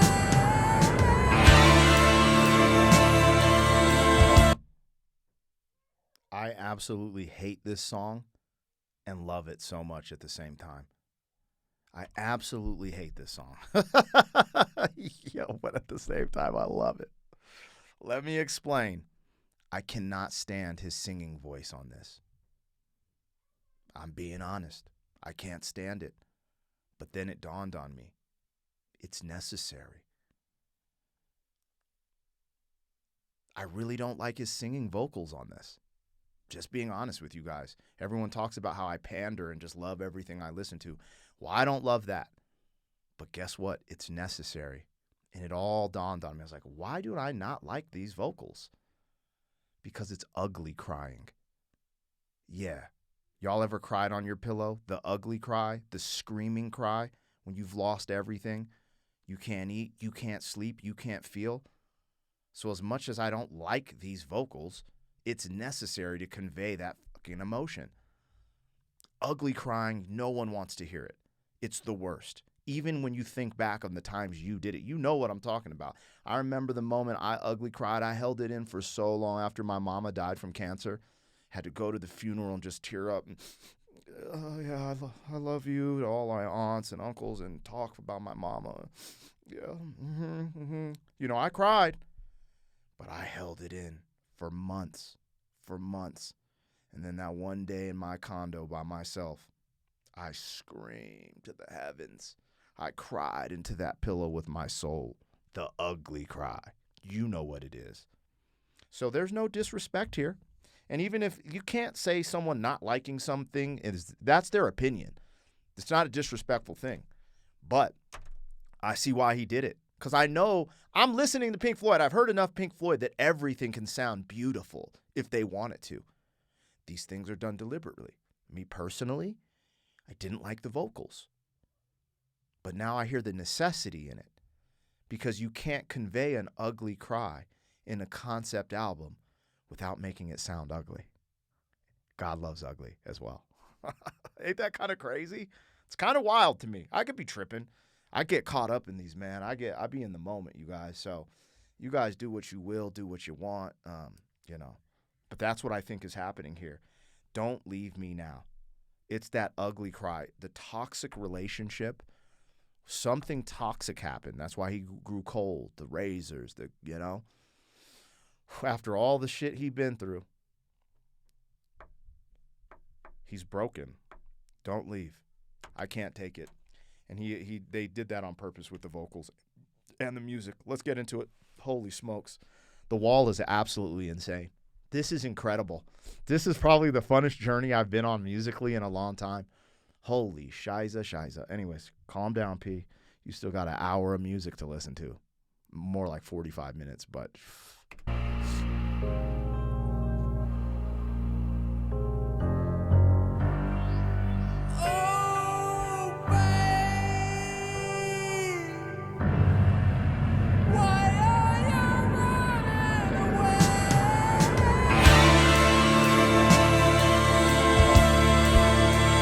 And we're back.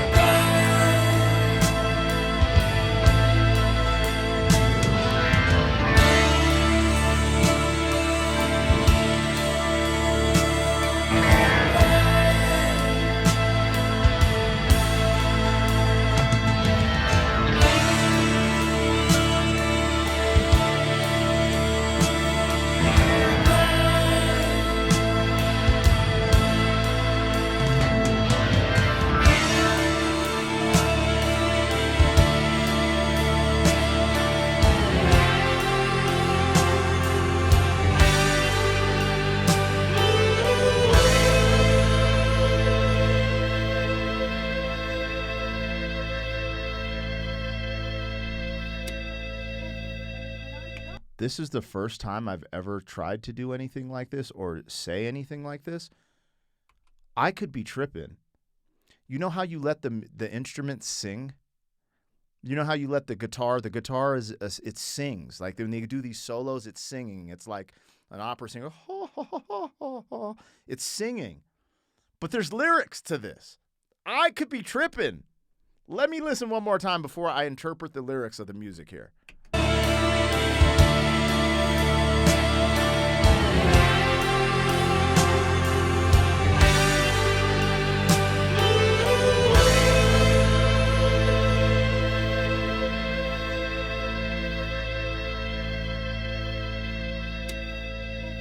I could be tripping, but what I heard was because they're igniting it by going, ooh, ooh. But I kept hearing, ooh, baby. That's what I kept hearing. There was no one saying baby, but I just kept hearing it. Like, you know, like that yearning, like, please don't let this be what it is right now. I could be tripping. Anyways, I'm feeling some type of way. I'm like literally high. Oh, I don't know if I can say that on YouTube. YouTube, not for real. Like I haven't been doing any substances. Like, I'm on a musical journey that has left me in a, let's say, spiritual state, a higher state. You know, my normal senses are eluding me currently. That's crazy when art can do this. I'm glad I waited to do this. Shh, bro, come on, let's go.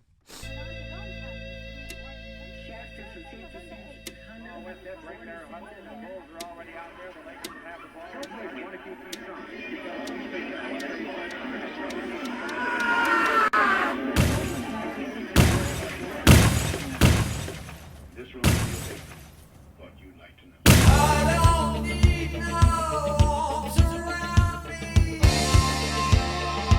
I didn't even know there was a Brick in the Wall Part 3. That's what we're listening to right now. We're going to Brick in the Wall Part 3.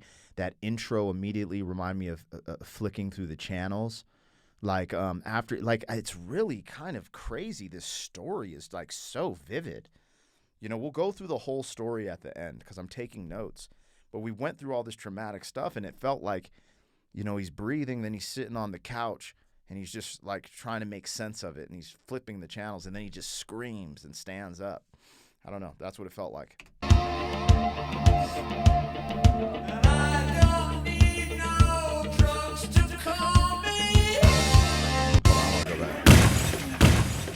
This will be your paper. Breaking.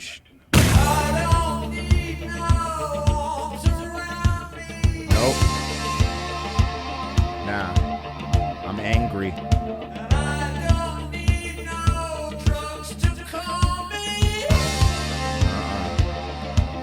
Nope.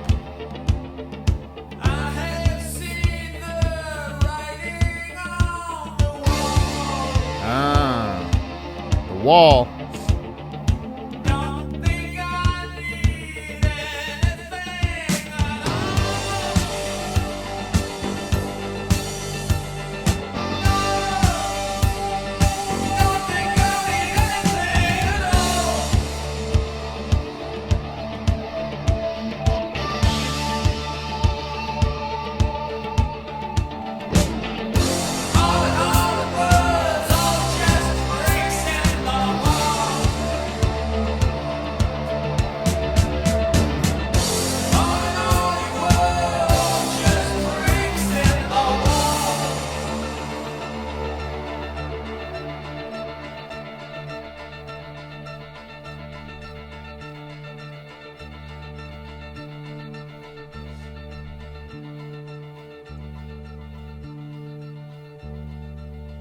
Ooh.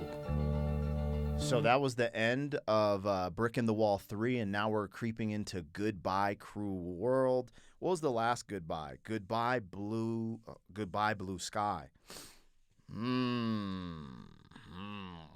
story continues to unfold. What did I say? Cruel World? I want to write this down. Goodbye Cruel World.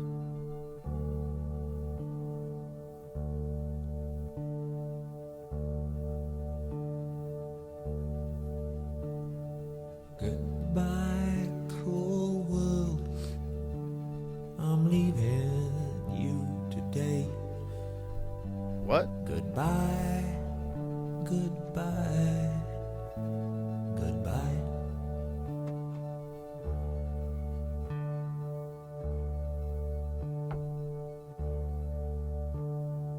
Goodbye, all you people.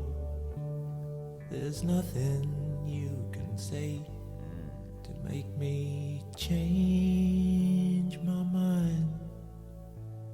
Goodbye. What? Okay, that was cryptic. No. Goodbye, cruel world is a sincere goodbye. I don't know. We're going from Goodbye, Cruel World into Hey You. When you go through so many traumatic events, we're talking about the wall still. I don't know yet. I don't know. Saying goodbye that's a significant thing, right? Because that could be like I'm on the edge, I'm jumping. It could mean a new me is about to awaken. That could be good or bad. I mean, this goes a lot of ways. Goodbye to your old self. Hello to this new self. I don't know. Let's continue. Goodbye.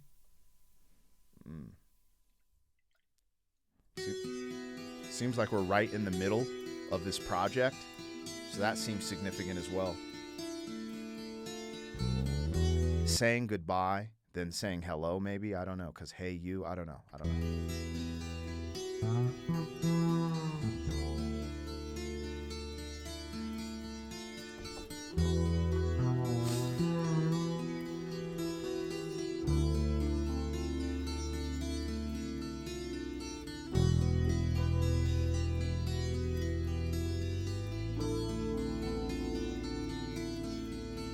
Hey you, out there in the cold, getting lonely, getting old, can you feel me?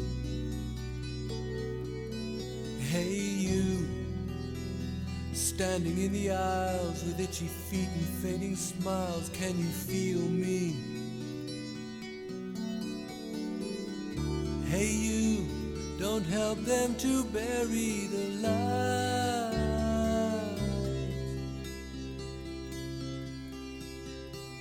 Don't give in without a fight. Holy shiza, bro. Oh, man, I'm having the attack again, you guys. Fudgy. Oh, man. New meaning unlocked. I said it at the beginning of this. I reacted to Hey You.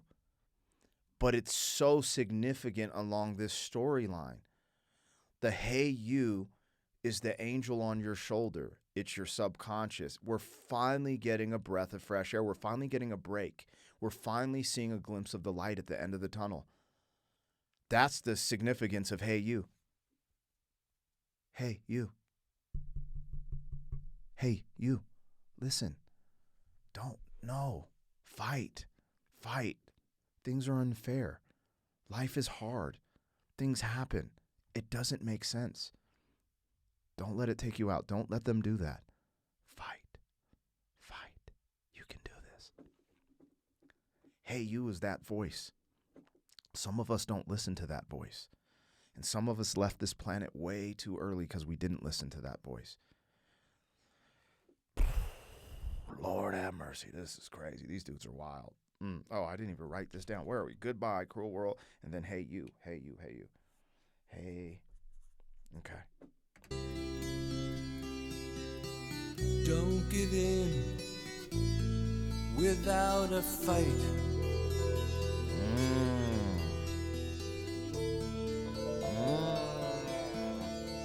Hey you, out there on your own, sitting naked by the phone, would you touch me?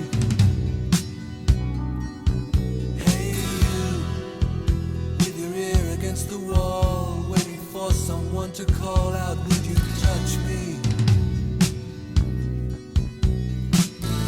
Hey you, would you help me to carry the stone?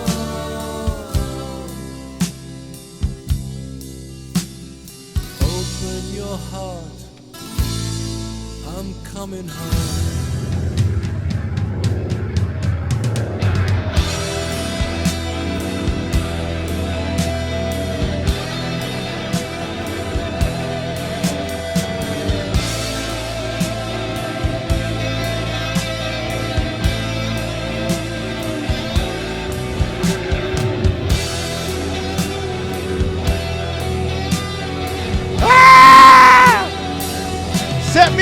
free! Set me free.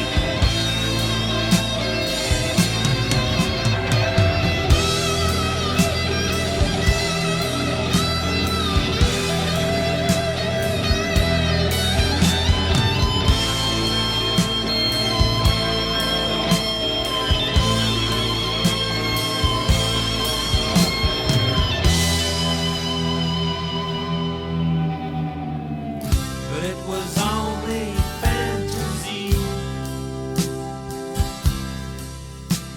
The wall was too high, as you can see. No matter how he tried, he could not break free. And the ones ate into his brain.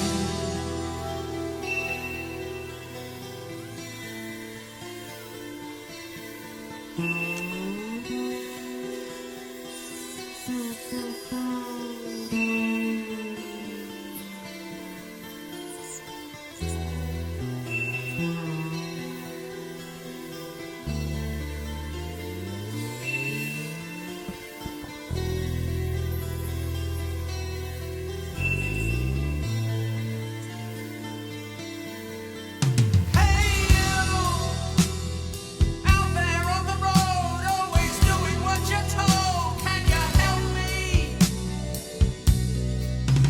Hey you. All right, so there is definitely new meaning unlocked to this "hey you," but I wanted to stop right here because when he said "out there on the road," meaning traveling, which might be a callback to the point of view being a potential musician on the road traveling, touring. I don't know, but there's a traveling sense. I wanted to say that because I just heard that, but the reason there's such a new meaning to this "hey you" voice, it's the call, come back to your senses, come back to your senses. Please wake up. You know, this is like when you have a friend that slaps you in the face. Like, what are you doing? What are you doing with your life? Get off the couch. Stop drinking. You're drinking yourself into a hole. That coach that slaps you out of it, like, you can do this. Stop being scared. I know the guy on the other side of the ring or the mat or the race is scary. That person's a beast. But you can do this. Stop. Come back to your senses. I had a spiritual release when the guitars played on that. The guitars felt like a gospel choir. Felt like a gospel choir and a spiritual release. And finally, all the tension of this album, you know, the ugly crying, the trauma, the negative experiences, I got to kind of release that in this moment of the guitar playing on "Hey You." It's like, damn, maybe there is a way out of this. Maybe I don't have to go off the ledge, you know? This is the conversation maybe someone has while they're on the ledge about to do the you know what. And they're just like, this voice pops in and they're like, damn, what am I thinking? And they don't, right? It's easy to emphasize all the people who've gone too early, but what are the people who had that change? You know, whether it be the calling of your conscience, the calling of God, the calling of a parent, a friend, someone who loves you. Hey, you got this. Powerful stuff. There on the road, always doing what you're told. Can you help me? Hey you, out there beyond the wall, breaking bottles in the hall. Can you help me? Hey you, don't tell me there's no hope at all.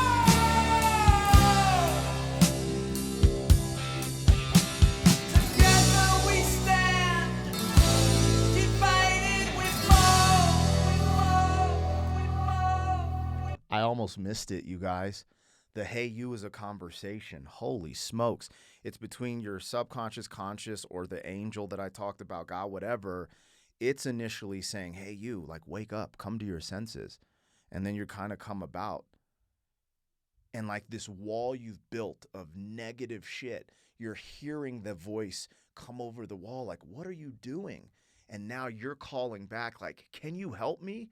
Help me get over this wall. I built it, all this bullshit in my life, and I just don't know what to do, right?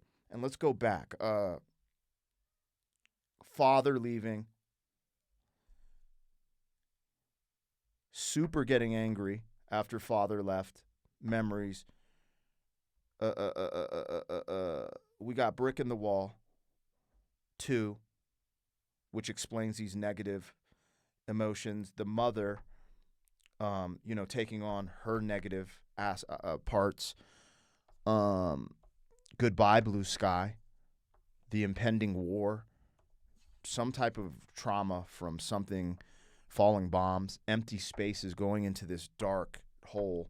Young lust, trying to escape this negative that you've been building up. A toxic, in the buildup, looking for a dirty girl. Apparently you found the dirty girl, had a toxic relationship. Now your heart's broken. You don't want them to leave. I don't know if they did wrong or you did wrong. Brick in the wall, 3. Anger, isolation, fuck everything. And then, goodbye, cruel world. I'm going to jump. I'm going to frickin' jump. F this BS. And then the turning point, where we're at now. Hey, you. This is a pretty pivotal. This is what's crazy. When they wrote this, there's pivotal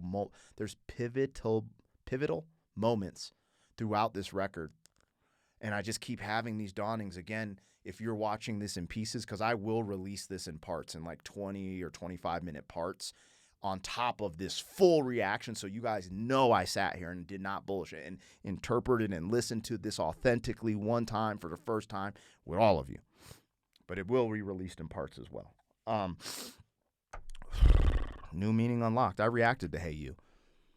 And there's no way I could connect all of the depth to the conceptuality of this album without listening to this album in its entirety. And here we are. The people asked for it, and I'm here to deliver. Thank you guys for rocking with me. Let's continue. Hold on.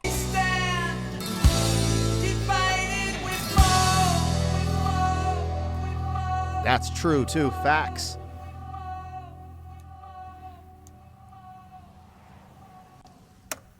The wall was to hide. It's a fantasy.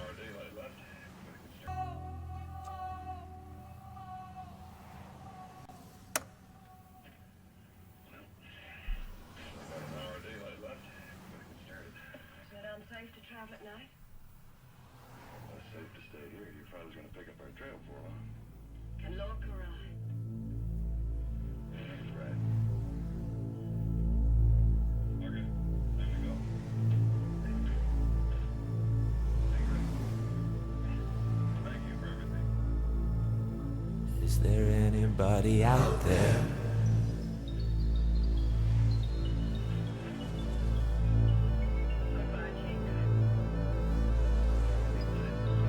All right, Hey You to Is There Anybody Out There?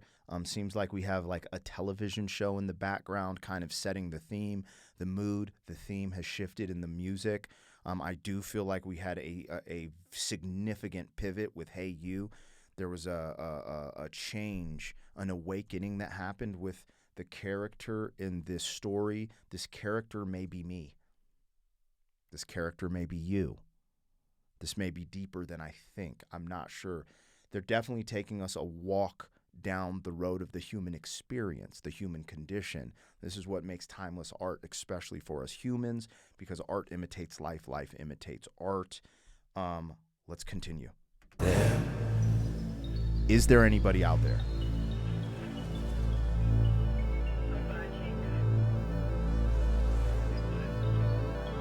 Is there anybody out there?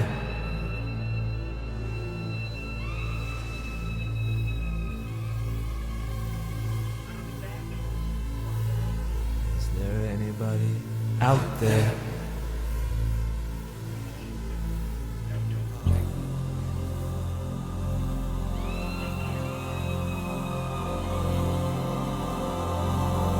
Is there anybody out there? This sounds so big. No wonder they made a movie with this.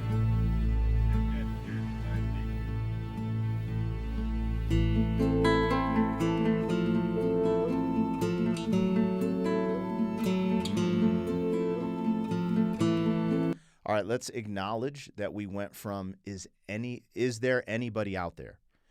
That track, which there wasn't much, there was just Is Anybody Out There? right? It's a theme shift, but mainly music. But essentially, where I'm going with it is we've built this wall out of all this negative nonsense. We've isolated ourselves. But with Hey You, we finally came to an awakening. We finally woke up and realized it's not all about the negative bullshit, right? And now you're trying to figure it out. Like, is there anyone around? Can anyone help me? Like, it sucks to be alone. And we're not creatures that should be alone, right? We're not wired that way as humans. So powerful stuff. Let's see where we're going into this. Is anybody out there? And now we're into Nobody's Home. We're going into Nobody's Home.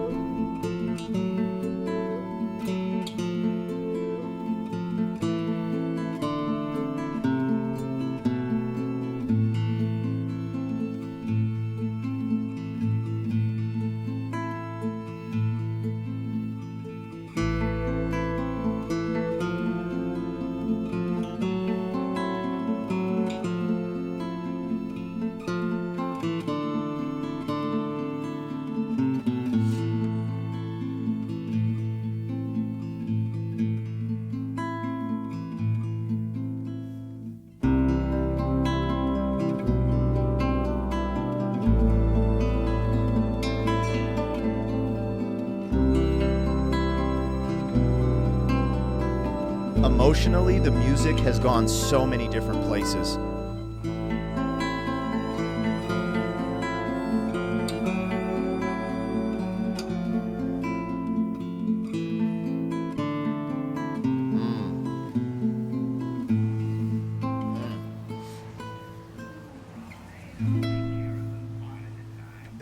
That's beautiful. Somebody else needs taking care of in Washington. Rose, 36, 24, 36.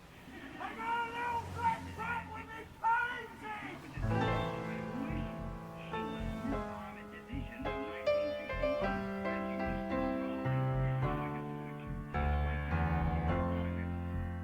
was still Got a little black book with my poems in. Got a bag, a toothbrush and a comb in. When I'm a good dog, they sometimes throw me a bone. I got elastic bands keeping my shoes on. Got those swollen hand blues. I got 13 channels of shit on the TV to choose from. I got electric light, and I got second sight. I got amazing powers of observation.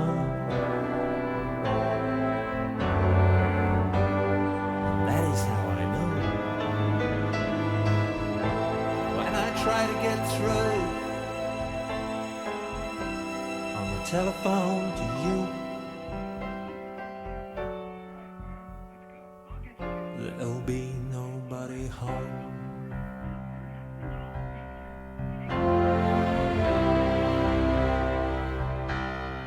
I got the obligatory Hendrix pen and the inevitable pinhole buds all down the front of my favorite satin shirt.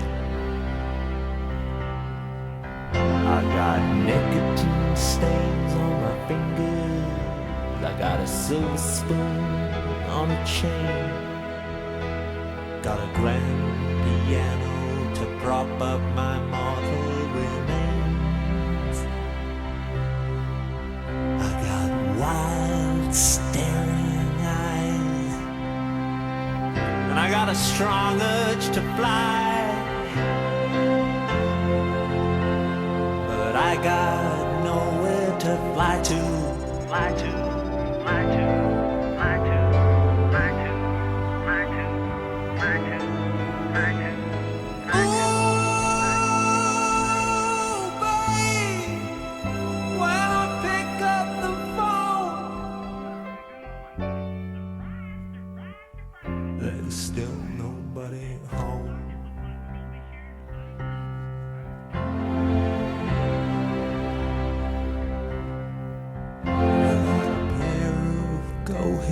boots, and I got fading roots.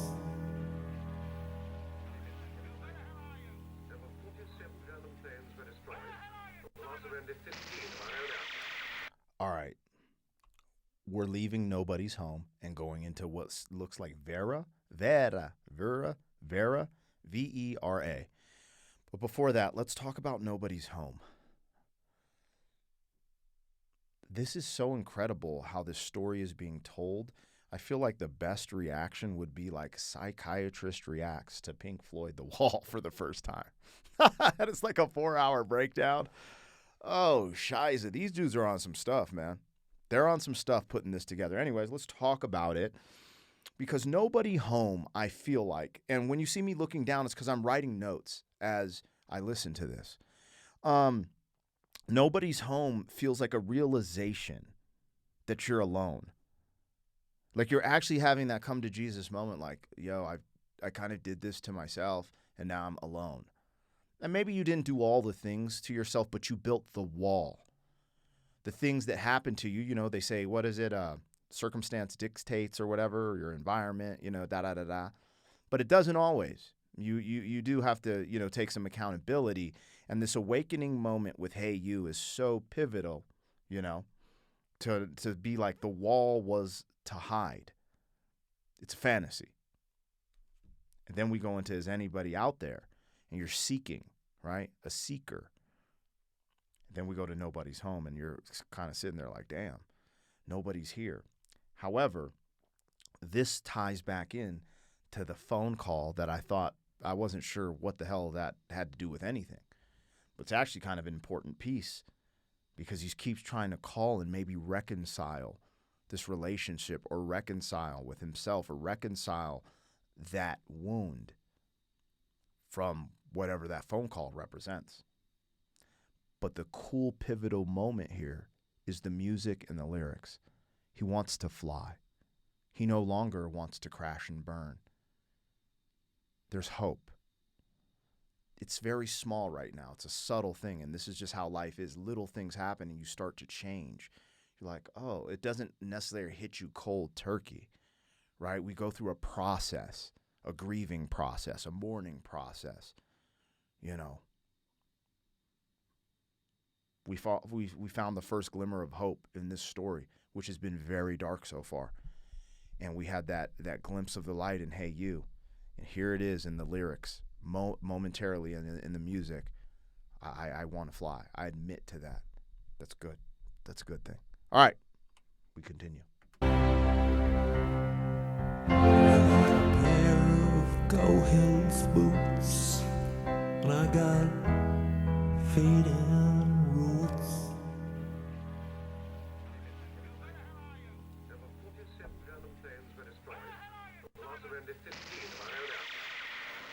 All right, that was Nobody's Home, and this is Vera. They're using television shows to kind of guide us in the subconscious to the next track and tracks. Does anybody here remember Vera Lynn?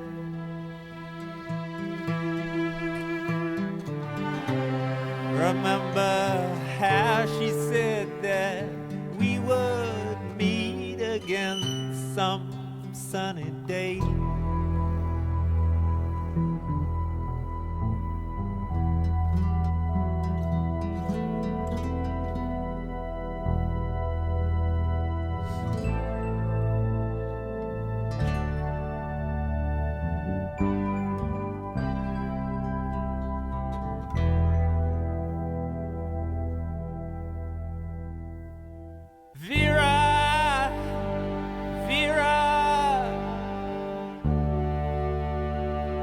What has become of you?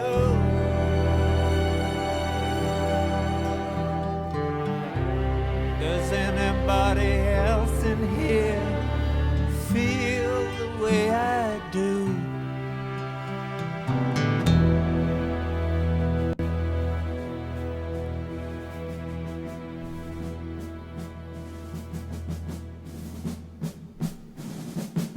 Interesting.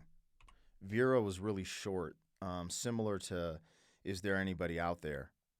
It's very short, very straightforward. Vera seems to represent the significant other or someone you yearn for or something like that. It sounds like a feminine name as well. I think he said Vera Lynn. Does anyone, and when he asked the call and response, does anyone feel the way I do? Do you feel this way when you lost something or someone or they've changed, right? Because you could lose someone just from them changing. I think that's what we're talking about with Vera. And now we're going into the track, Bring the Boys Home, I believe it was called. Bring the Boys Back Home. So, yeah, let's keep it going.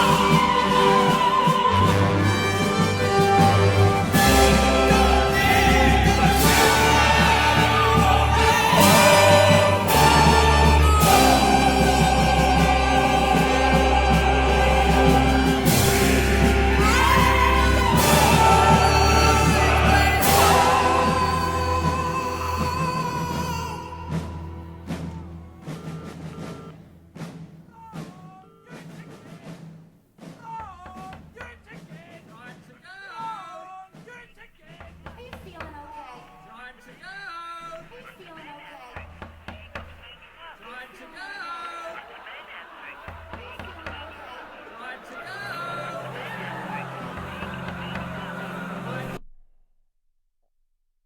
That moment was the most dramatic musically since the very beginning for me, but that was more dramatic, like that operatic singing, the "Bring the Boys Back Home," like it was triumphant. It was triumphant. The war is over. We're bringing the boys back home. I don't know how that fits with this concept of the wall or the character I feel like we've been following, other than he might have conquered the fear, the grief, the pain. I don't know. We're going into Comfortably Numb. So there's some type of something has shifted and changed, but that triumphant, I'm going to play a little bit of it back and we're going to go right into Comfortably Numb.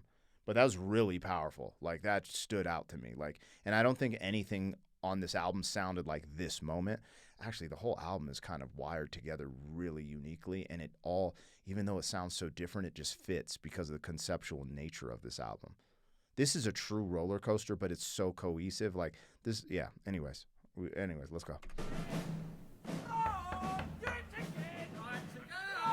It's time to go. Are you feeling okay? Are you feeling okay? He's feeling okay. He's feeling better. That's what's happening. We're watching the change unfold musically and lyrically.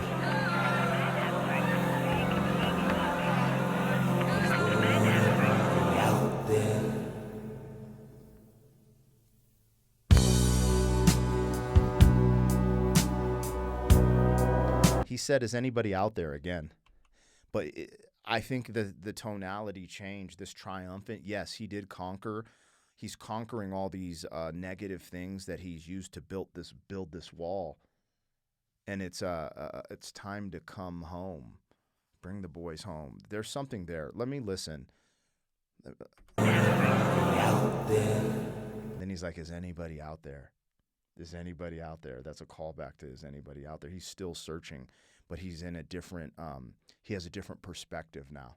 That triumphant music, like you could be searching, but you're just going through the motions. But this is a dynamic shift in the perception of our character that's going through all these different scenarios.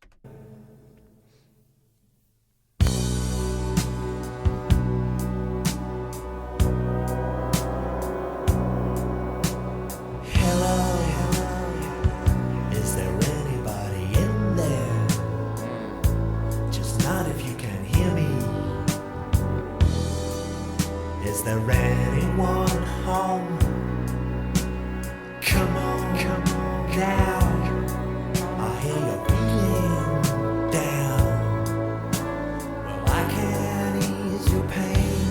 get you on your feet again. Relax, I need some information first. Just the basic facts. Can you show me where it hurts? There is no pain, you are receding. A distant ship smoke on the horizon. You are only coming through in waves. Your lips move, but I can't hear what you're saying. When I was a child, I had a fever. My hands felt just like two balloons. Now I've got that feeling once again. I can't explain, you will not understand. This is not how I am. I have become comfortably numb.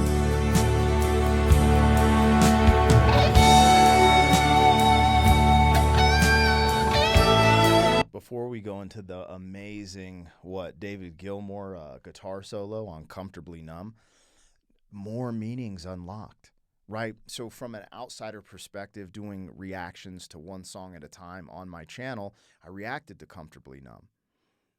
And, you know, the meaning behind it does resemble more of the first reaction I had to it, but it means more now that we put it into this conceptual nature of the full album.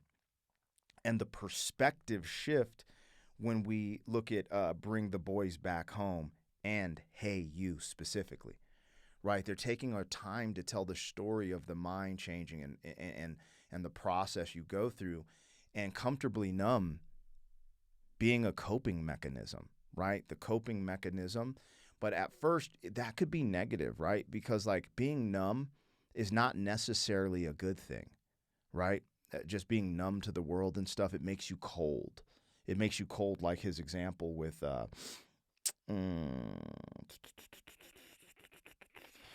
where were we with the Brick in the Wall 3 and One of My Turns. It makes you cold and you just stop feeling.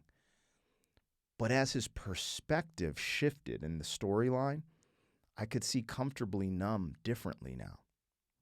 Essentially, a coping mechanism, being numb, in my opinion, is not good, right? You stop feeling, you get cold-hearted. You know, they're like, oh, he's a cold-hearted son of a buh. It's not good. However, Comfortably Numb with this new shift, there's some things you will never get over. I will never fully heal from my mother's passing, right? I'll never totally fully heal from losing my firstborn son at 6.5 months. There's just certain things that just will stick with you forever. But if you can create a coping mechanism to have a balanced life, still be happy, still love people, maybe the concept of being comfortably numb is that. It's okay. It's okay to nullify some of that so you can continue to live and be happy with the present moment. I don't know. I could be tripping there, but this is really good, man. This is wild stuff we're doing here.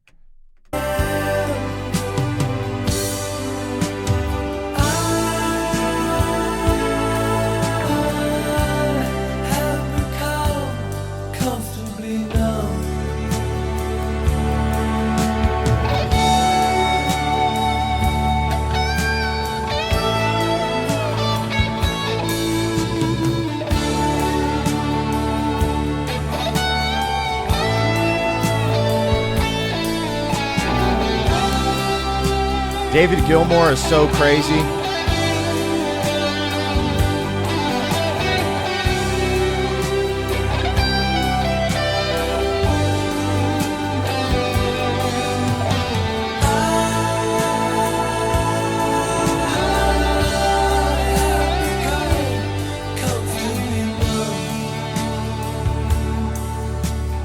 Okay.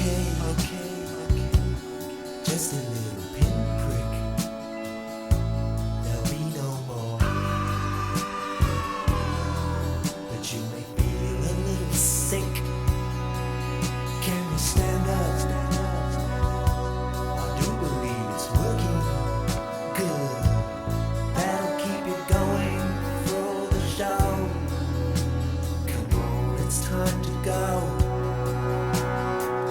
There is no pain, you are receding. A distant ship, smoke on the horizon. You are only coming through in waves. Your lips move, but I can't hear what you say.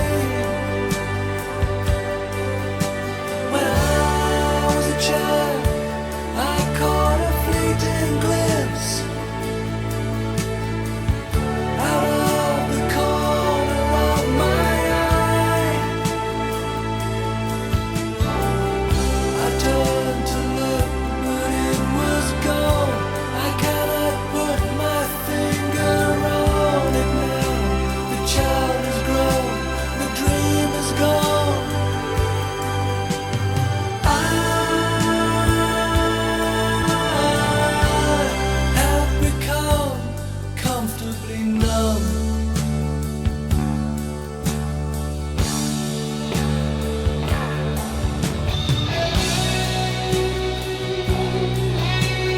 Before we get into this, again, this comfortably numb concept, and we're going to listen to the full solo. Don't go crazy, you guys. And I've reacted to comfortably numb before by itself, but its connection to The Wall, the album, just it gives it a little bit of a new meaning. You know, also like they're highlighting this, and I might have said this in my first reaction, but rehearing it, talking about losing yourself, your former self, your innocence as a child, right? As we get older, we get confined to responsibility, you know, the guidelines, the rules, etc. And we lose that magic and wonder and imagination. But we don't have to. It's just we got to try as adults to find a balance point where we still have that. I'm learning that through raising my children, right? You know, my 7-year-old's about to be 8, and my youngest is 2. And this is the hardest part I see is like my eldest wants to jump on the table and wild out and just be a child. And my inner Robert, like who lost, you know, his innocence, wants to be like, get up there and scream. You know, but then I have to be like, hey, you're an example for your sister, and then she's going to get up on the table and she's going to fall. So there's a method to these things. It's not horrible to, you know, have some boundaries, but just not taking it, right? Like brick in the wall too. Just everything must be this way. There's no dynamic way to look at it. Everything fits within these guidelines. No. So I'm you know, working on that as a parent, trying to find that balance where my kids aren't spoiled. They're not, you know, wilding out, doing all this stuff they shouldn't that's potentially dangerous, but also they can still have an imagination and that heart full of wonder. Hard balance to find. But anyways, this comfortably numb concept about being like, hey, I've kind of gotten comfortable. You know, comfortably, in my opinion, is more of a positive connotation, and numb could be kind of more of a negative, but not always. That's just how I'm interpreting at this moment. But I don't, for some reason, the shift of it being like a bad coping mechanism, it's more of a realization. And, you know, the other thing that hit me as listening to this, because this is one of the big songs from this album. Like, this is one of the songs that you just see people react to. It seems like people really gravitate to Comfortably Numb. And just imagine a time where artists and bands approached their music like, hey, you guys, we're doing a concept album. This is the concept. You know, I don't even know how. I didn't do the research. I don't know how they, you know, initially engaged it. But it's pretty crazy to think of, like, you know, most artists like, oh, what's the single? Let's work on the single. Okay, we have 3 singles. Let's finish the album. Very formulaic, you know, da-da-da-da. This is special. This type of stuff is special. Just want to take some time to acknowledge that. Let's go. We're listening to Comfortably Numb, Pink Floyd, The Wall, on the full album reaction. If you're watching this in parts, it's just because I broke it up. But there is a full album reaction that's over 2 hours long of me listening to the whole album, and this piece came from that.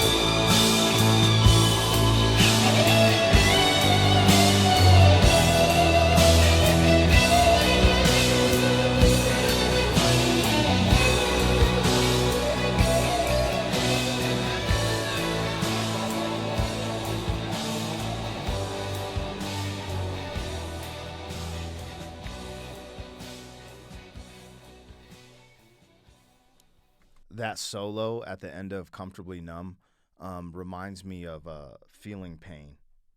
You know, I feel like the song, the concept, again, I'm writing notes, so I'm reading it off my notes. Coming to grips with the pain, Comfortably Numb. But I feel like the guitar solo is a representation of letting go of that pain. You know, some of the chaos, but the beauty. Because that's the thing, there's beauty in pain, because you don't really learn anything from being comfortable. You guys know that, right? Like, no one has ever grown from winning or being comfortable. You know, you learn the most from your losses and your pain. That's when we get the character building and the chisels within our sculpture, the sculpture of life. You know, we're all a sculpture. We're all a book. We're all being created as we go. And when we leave, that's what's left of us, the sculpture that was chiseled or the book that was left. And you leave an imprint no matter who you are. Don't ever forget. Be a factory worker. And the conversations you had with someone on the assembly line is important. Right? We're all fingerprints and snowflakes. It is important. Your life is important. You have purpose. Anyways, coming to grips with that pain and trying to release it. And that guitar solo released the pain. He brought the pain. But pain is beautiful. It hurts. It sucks. But you never grow. You never grow without the pain. We know that from even muscular development, right? Anyways, let's continue. That was Comfortably Numb. What do we got next? Man, we still got 20 minutes of this album. The show must go on.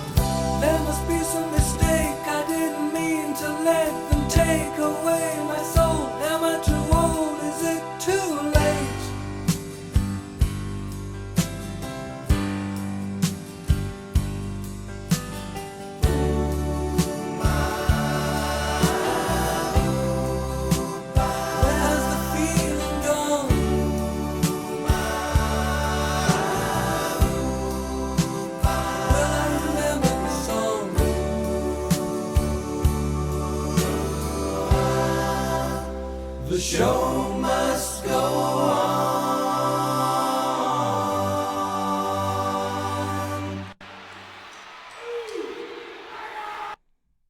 Okay, we're back to In the Flesh. I guess the first, hold on, let me look. In the Flesh, the very beginning one, I think, let me look, had a question mark, and this one is just In the Flesh. The show must go on. We're having these moments. They're taking time. They're short, but they're showing the shift in the thought process and the perception of the character, right? We're leaving everything behind us. That Comfortably Numb, we're starting to let go. That guitar solo fits perfectly of like letting go of the pain, and then now we're acknowledging it. The show must go on. You know, I'm not leaving here. What happens to the wall, though? That's my question critically as we're getting to this point, because this album is called The Wall, and we've spent so much time on it and the build-up. Here we go. Show must go on.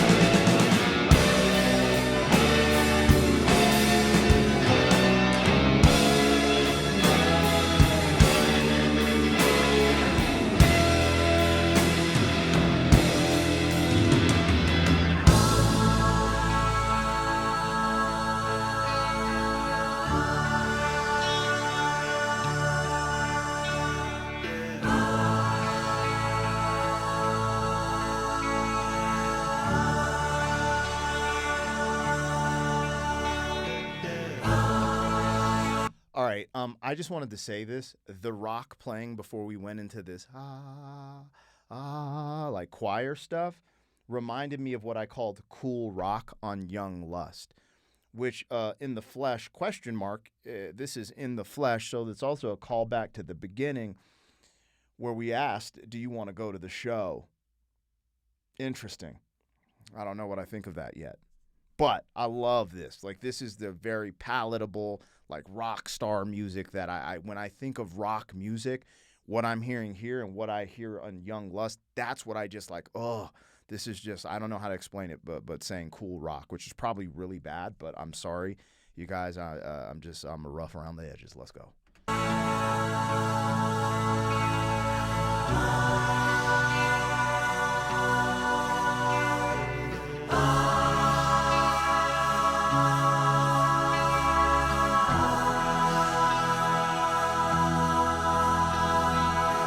So ya thought ya might like to go to the show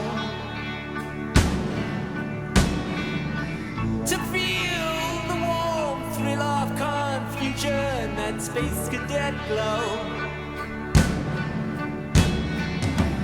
I got some bad news for you, sunshine. Pink isn't well. He stayed back in the hotel and played Santa along as a surrogate band. We're gonna find out where you fans really stand. Are there any queers in the theater tonight? Get 'em up against the wall. Now there's one in the spotlight. He don't look right to me. Get him up against the wall. And that one looks Jewish. And that one's a cool. Who the hell is riffraff into the room? There's one smoking a joint and another with spots. If I had my way, I'd have all that shot.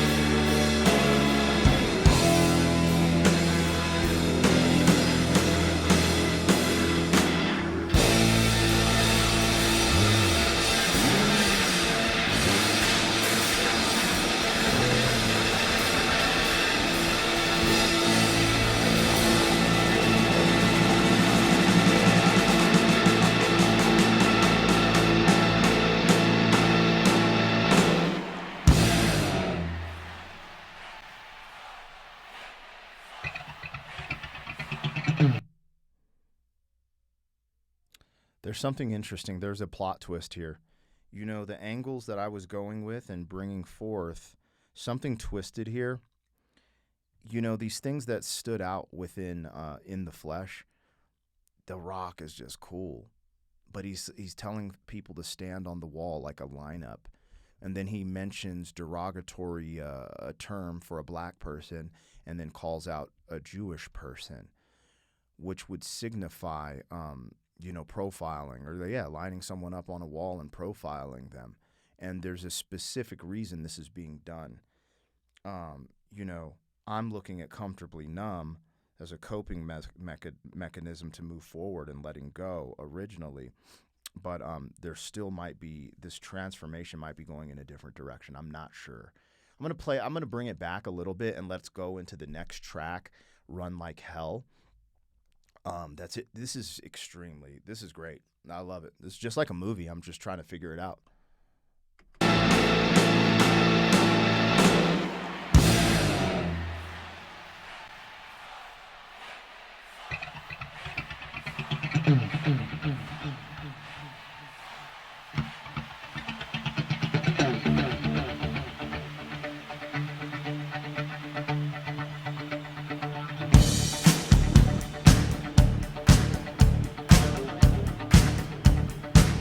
almost felt like another one bites the dust. Total theme and mood shift in the music. There's a shift.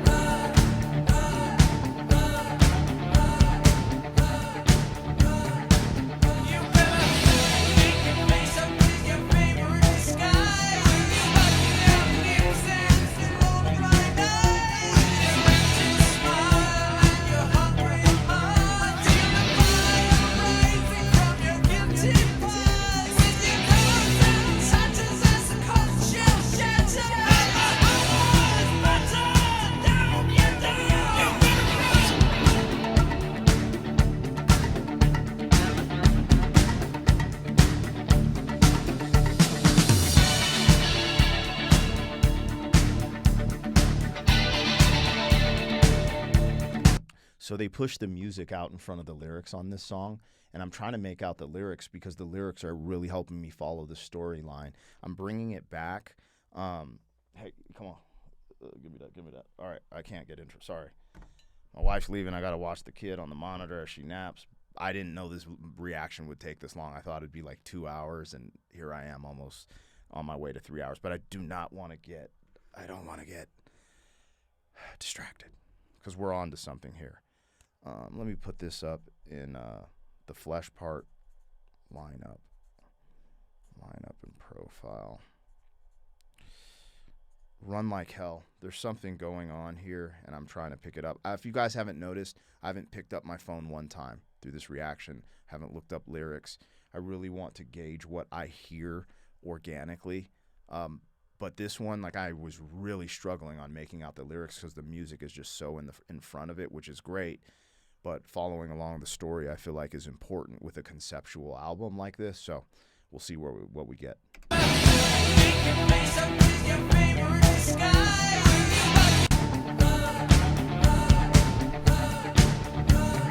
Run.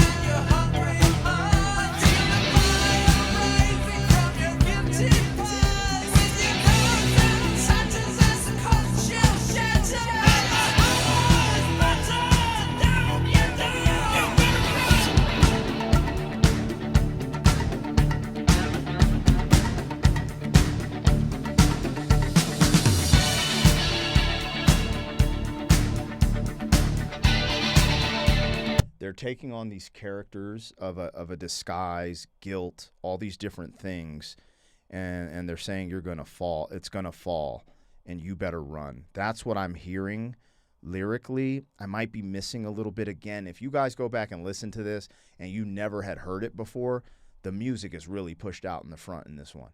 So like the lyrics, and the way he's delivering, it's just hard to make out the lyrics. I don't.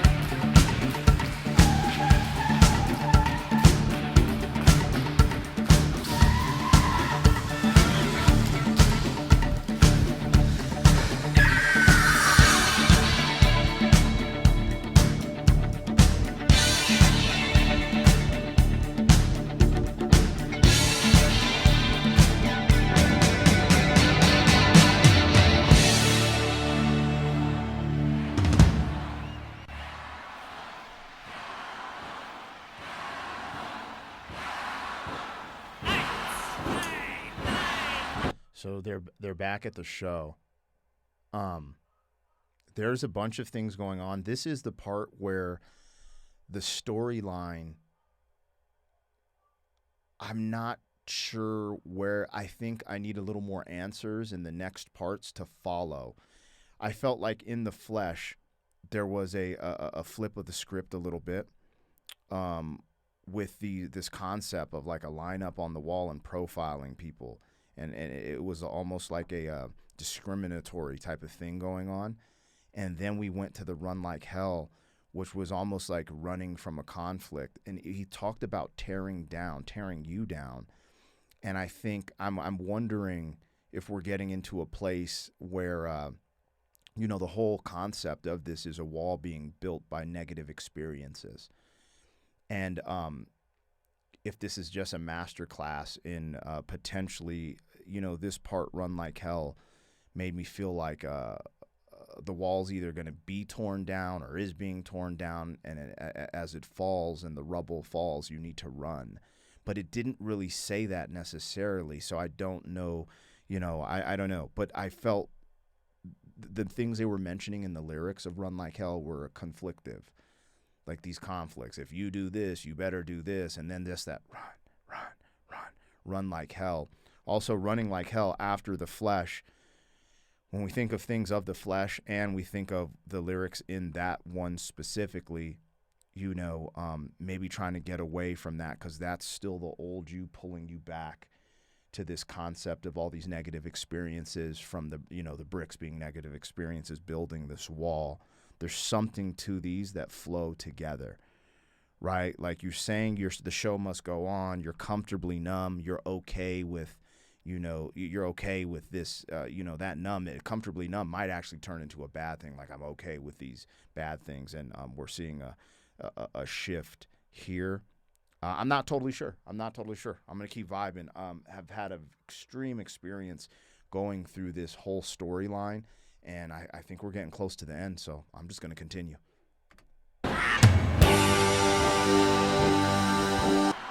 This is a crazy name, Waiting for the Worms, right? That would typically lead to like decomposing, in my opinion, something decomposing.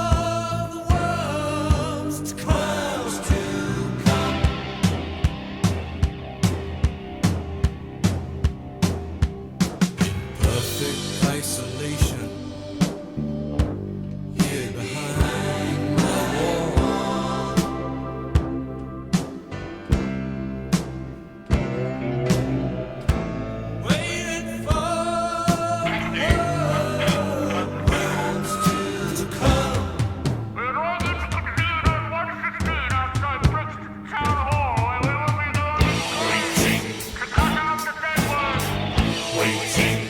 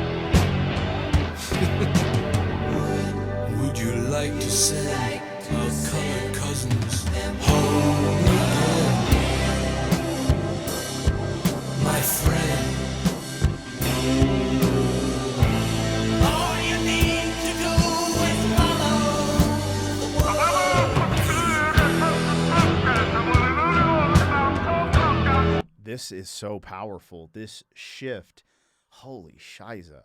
I say shiza because I was born in Germany. Yeah, son, on an Air Force base, U.S. Air Force Base. So I'm still a U.S. citizen, but I was born in Germany. And I don't know how to say this on YouTube because YouTube gets kind of crazy. So for lack of certain terms in this music reaction, there's this shift. We've talked about the showers. He's mentioned Jewish folks. He's mentioned colored folks. He mentioned, and the way they're doing this thing, it seems waiting for the worms is waiting for death. You know, we're waiting for the worms, waiting for death. And, you know, there's this theme that showed up. Can I find it in all of these notes of war, the falling bombs and flames. Dang, that was all the way at the beginning of Blue Sky. But then there was a moment where we had this angry voice as well. Where was that? And I was like, what are we doing? Anger in the happiest days. And it seems like we're making a circle back to that. This end of the world, apocalyptic world war scenario where people were rallied up and exterminated and things of that nature. And waiting for the worms. Holy smokes. So essentially, it's feeling like this wall that we've built on one side of the wall created a monster, a potential dictator, an evil person.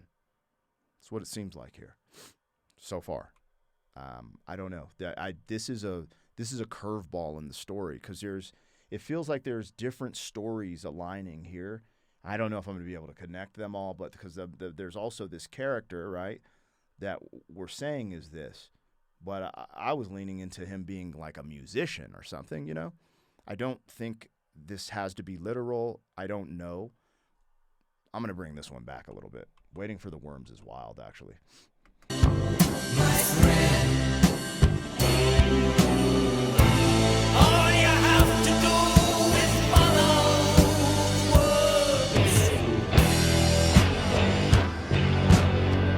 words. The music shifted to this evil, villainous sound, right? Like it sounds like a villain, and all you have to do if you want this for yourself, just follow the worms. Just follow the worms. This anger is eating at you. And, follow the worms. That's wild, actually. Would you like to send our colored cousins home again? I don't know if they're talking about immigration or colored cousins home again. Like, this is actually wild stuff now. Like, we've totally gone to a different place with how this whole story is unfolding, but let's just listen. All you need to do is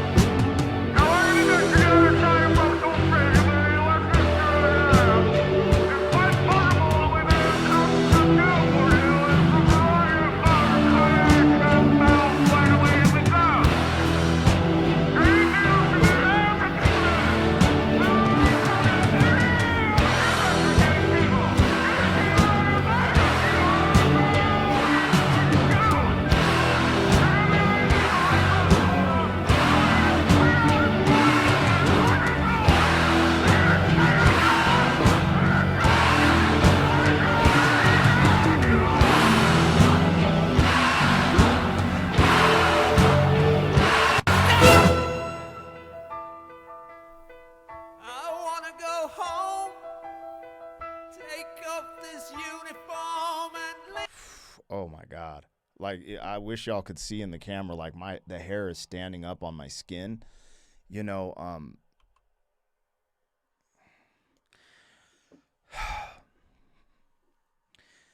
I think the more I listen to this, this is about like I don't know if it's about like, like World War I and World War II, but there's something there that resembles that. And beyond resembles that, like us taking a moment to acknowledge true history of, how, you can't really say his name on YouTube like that, but you know who it is. The dude with the funny mustache tried to exterminate a certain race, which it was horrific, I remember seeing Schindler's List and just being like, bro, this is impossible, like how did this really happen in our human history? But acknowledging that it did happen is important. I don't know how important this is to the storyline, but this is the reoccurring theme in this moment that my instincts are telling me this is supposed to represent, a part of World War I and II, but it also represents, this human nature of us, eradicating each other and killing each other, etc. But it's very specific in the way they did the chant, in the way they did some of the excessive, like the way the cadence of some of the things being said. That's what it resembles to me. I could be totally off the scent with this. I'm just trying to reach into this with an open mind. I'm literally like my daughter's asleep right now. You know what I'm saying? Like I got the monitor. It's like making noise. Like if she wakes up, I got to bounce, But Lord have mercy. That's what, what I'm sensing is this World War I, World War II, examples in this mix, but essentially the overall story is all these negative experiences. This dude built a wall with this negative experience, and it turned him into this. The reason I got goosebumps is because we went into a stop sign. Stop. So this could be a mental thing, or maybe he started to become this, and maybe there's another awakening. So the awakening was, hey, you. I thought it was come back to your senses, which it could have been, but you might not have listened to that voice. That voice told you the wall was to hide and it's a fantasy, but you still didn't listen to it. And the nobody's home is acknowledging that maybe you didn't listen to it. And there's still pain from the old relationship in Vera, but bring the boys home. That sounded like marching. That sounded like war. And there's these sprinkled ideas of war in here. So I don't know. Let me keep listening, because there's things coming together in real time that are connecting this storyline. I don't know. I have some other ideas too now that I just keep looking at this wall and grew up in Germany. I'm like, hold on, dog. What? But I don't want to jump the gun on anything. So we're bringing it back a little bit, and we about to, whew.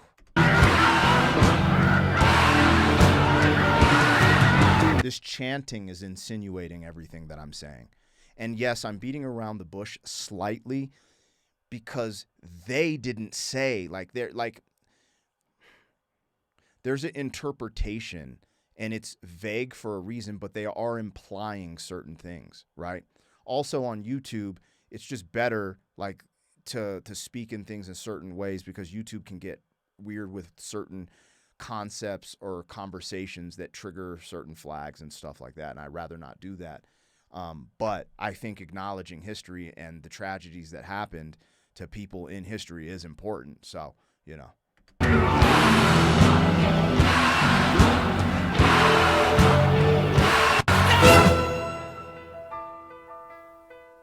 how I wanna go home. it's just so crazy, because the amplification of this anger and this chant and yeah, F it, and then just immediately we stop. I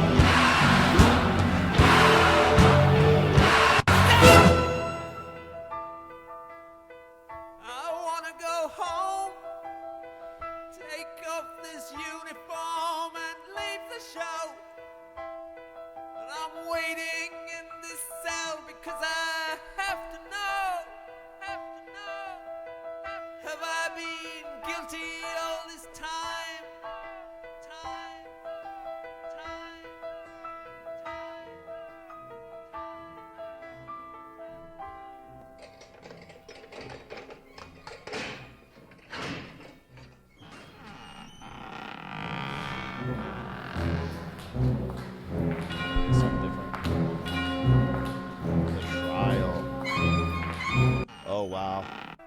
This is getting deep. I have to write my thoughts down. Guilty all this, and I'm waiting. I wanna go home. Take off this uniform and leave the show. And I'm waiting in this cell because I have to know. Have I been guilty all this time?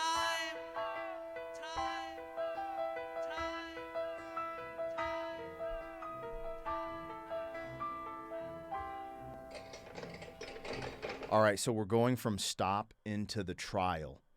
And I think the exponentially important moment is we have this huge buildup. We have this huge buildup from the show must go on. I mean, technically, there's all these buildups actually, because Hey You was crazy. Like Hey You was a wild turning point, but it might not have turned exactly the way I thought. But anyways, you have this build to this character who loses himself. Essentially, if we just summarize this thing, he loses himself to the negative and becomes evil. He becomes evil. This wall that he's built has made him a madman. But he says stop, which is the way they did it and musically is just like a red stop sign. Stop! Screeching halt, music changes, the voice intensity, the emotion in the voice is like, no, what am I doing? Anyways, uniform off, goes back to this military World War I/II theme that I'm getting here, but it also says I want to leave the show. There's nothing that coincides with the military and a show. So now I'm thinking there's parallels here. But anyways, I want to go home. I believe the cell, he's waiting to see, is he, go to court, see if he's guilty or whatever. The trial's about to happen. But the cell is the wall. The cell is the wall now, right? Multiple things going on. This is like one of those trippy movies or shows like Black Mirror where you're like, you think it's going one way, and it is. But there's also other layers going in the same direction, and then they all start to connect. This is just kind of, it threw me off as we got into this section because they started saying things that are very particular, and they were very vague throughout the whole album until they started saying coon and Jewish and da-da-da-da, right? It started getting, colored person and da-da-da-da. I was like, they're giving me breadcrumbs. Like this is, anyways. I don't think I can say the COON word. I don't think you can say that on YouTube for real. Like you can, but you know what I'm saying. All right.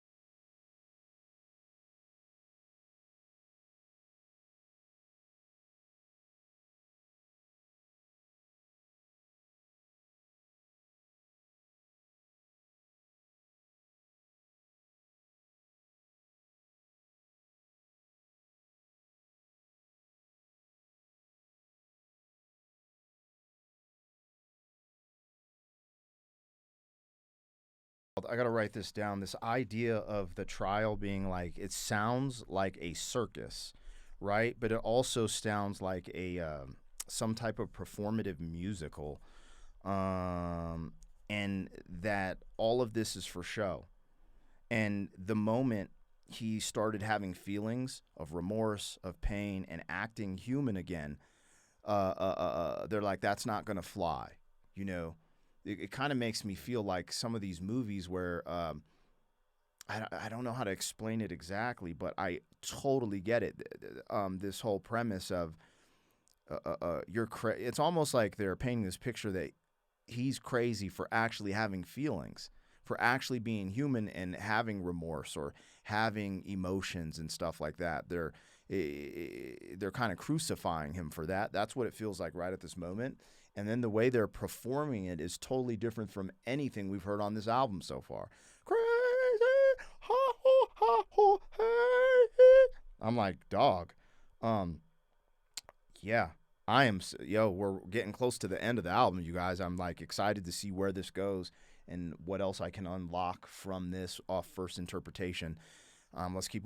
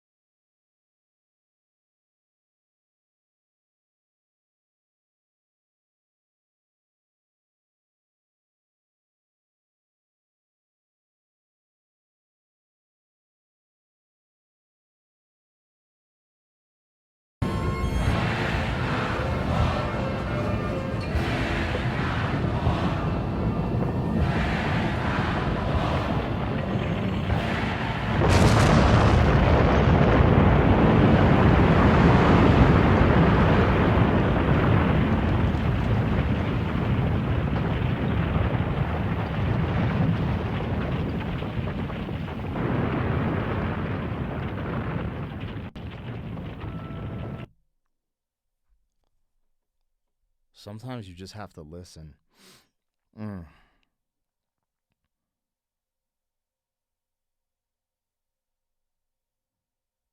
This is a psychological thriller. And the moments that connect, this is like a really unique way to tell a story, a conceptual story. I don't know if I have it down. I just go with my instincts and talk on here. You guys can go crazy in the comments. Of, like, also go back before you saw an interview, before you read any liner notes. Did you listen to this full hour album in its entirety and just have your own, like, what was that? That's what I want to hear. I don't want to hear, oh, I, heard Roger Waters say all of this and all of that. I saw this interview. Oh, people said it's about this. What did you interpret when you first heard it on your own? That's my question, because with me, that's what you're getting, right? I didn't hear an interview. I didn't have all these things to guide me through listening to this full album. And I'm truly in awe, especially with the trial and them basically coming up like this is a psychological thriller, and the wall came down. The wall is coming down, and the wall significance of all this negative stuff, that's important here. But they're tying this into, and you can correct me if I'm wrong, I grew up in Germany, and I remember this, the Berlin Wall. They're tying this to like the Berlin Wall coming down. That's what it feels like. But I didn't feel like there was really an example of that in the beginning. And there's also examples of other things. But it did show up as early as Goodbye Blue Sky. Actually, let me look.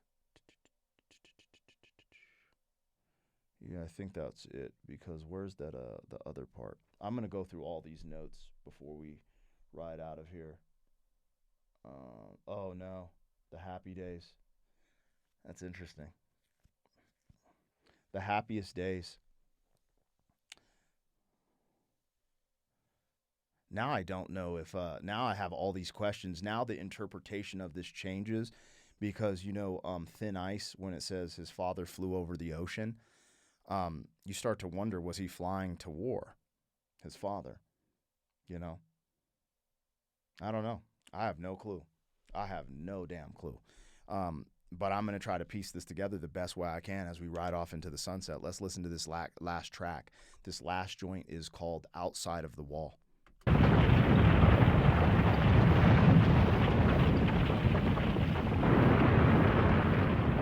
This is wild, you guys. This is a wild ride for your boy.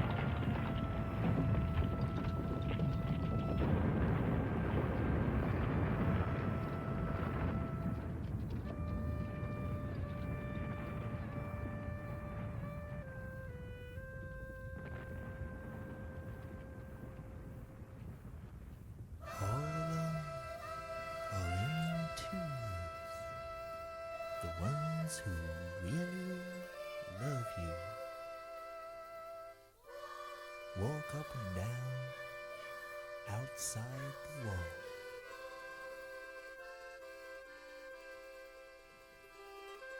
Some hand in hand, and some gathered together in bands. The bleeding hearts and the artists make their stand.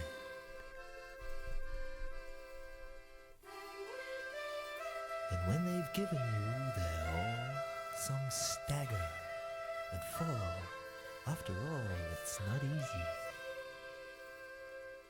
Banging your heart against some mad bugger's wall.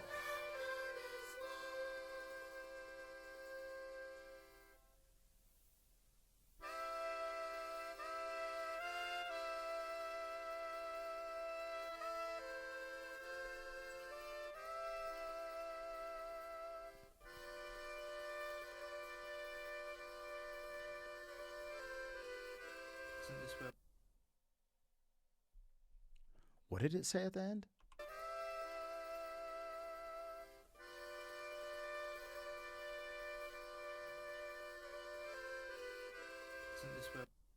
What the?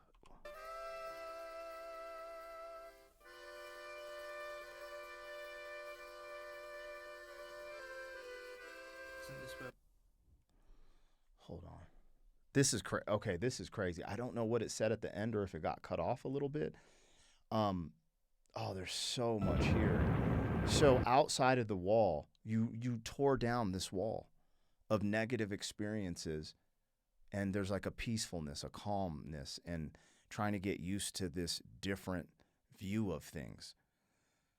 But simultaneously, this also, I don't know if it's referencing the Berlin Wall, but like also like this wall. So it's so ironic that we would build a wall to protect ourselves. We've all done this. We've all done this where, you hear this from men or women. I'll never trust women again. I'll never trust men again because someone broke your heart, right?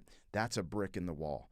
Like, oh, they cheated on me. I'll never do this. Oh, this person stole from me. I'll never give to a person who looks like this. Oh, this person did this. And you just keep building this wall to protect yourself. Because what you're trying to do is protect yourself from the pain that happened from that incident.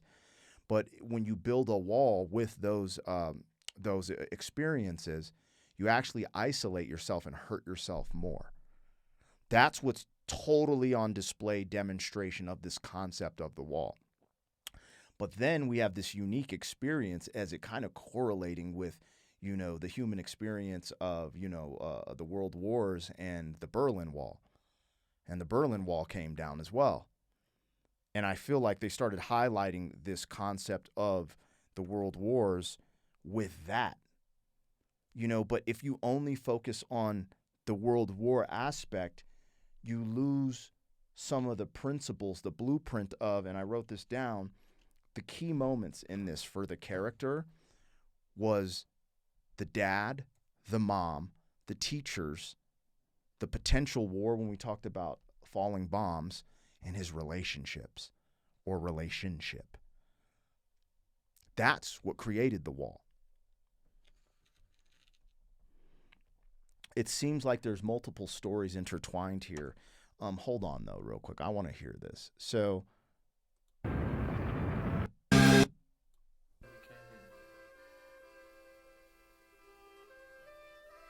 it's the same music at the end. Hold on. But it said, hold on, let's see.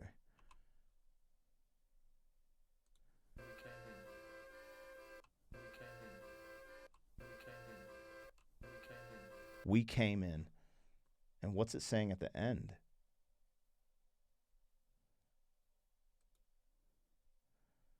It's not easy. Banging your heart against some mad bugger's wall.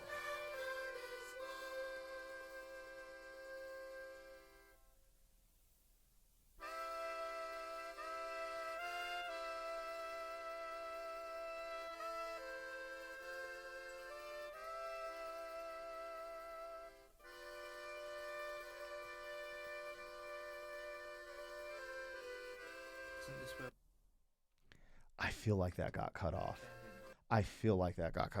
Okay, I've not picked up my phone for this whole video, but I have to know what happened at the very end of this. And unfortunately, Pink Floyd does not have an official, like their full album on their channel. Like they have Dark Side of the Moon in its entirety on their channel, but they don't have this.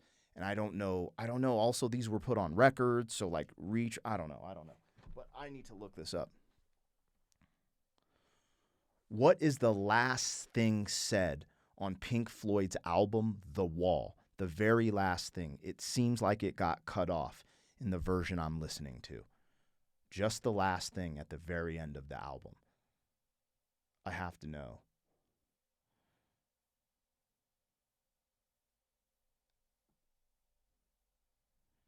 Isn't this where?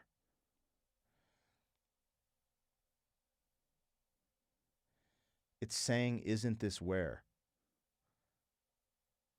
And then the beginning is saying, came in. Isn't this where we came in? Huh. What I can tell you from the music is the music is the same at the end and the beginning, which would represent a connection, like a circle, like a cycle. And when I look at all of these notes and everything that I've listened to, let's just start from the beginning. First, we have the "We Came In," and what was that last? That's so crazy. Isn't this where? Holy shit. That's how you start as a baby. Isn't this where we came in to the beginning of life, the beginning of the show? We start with peace. We start with innocence, right?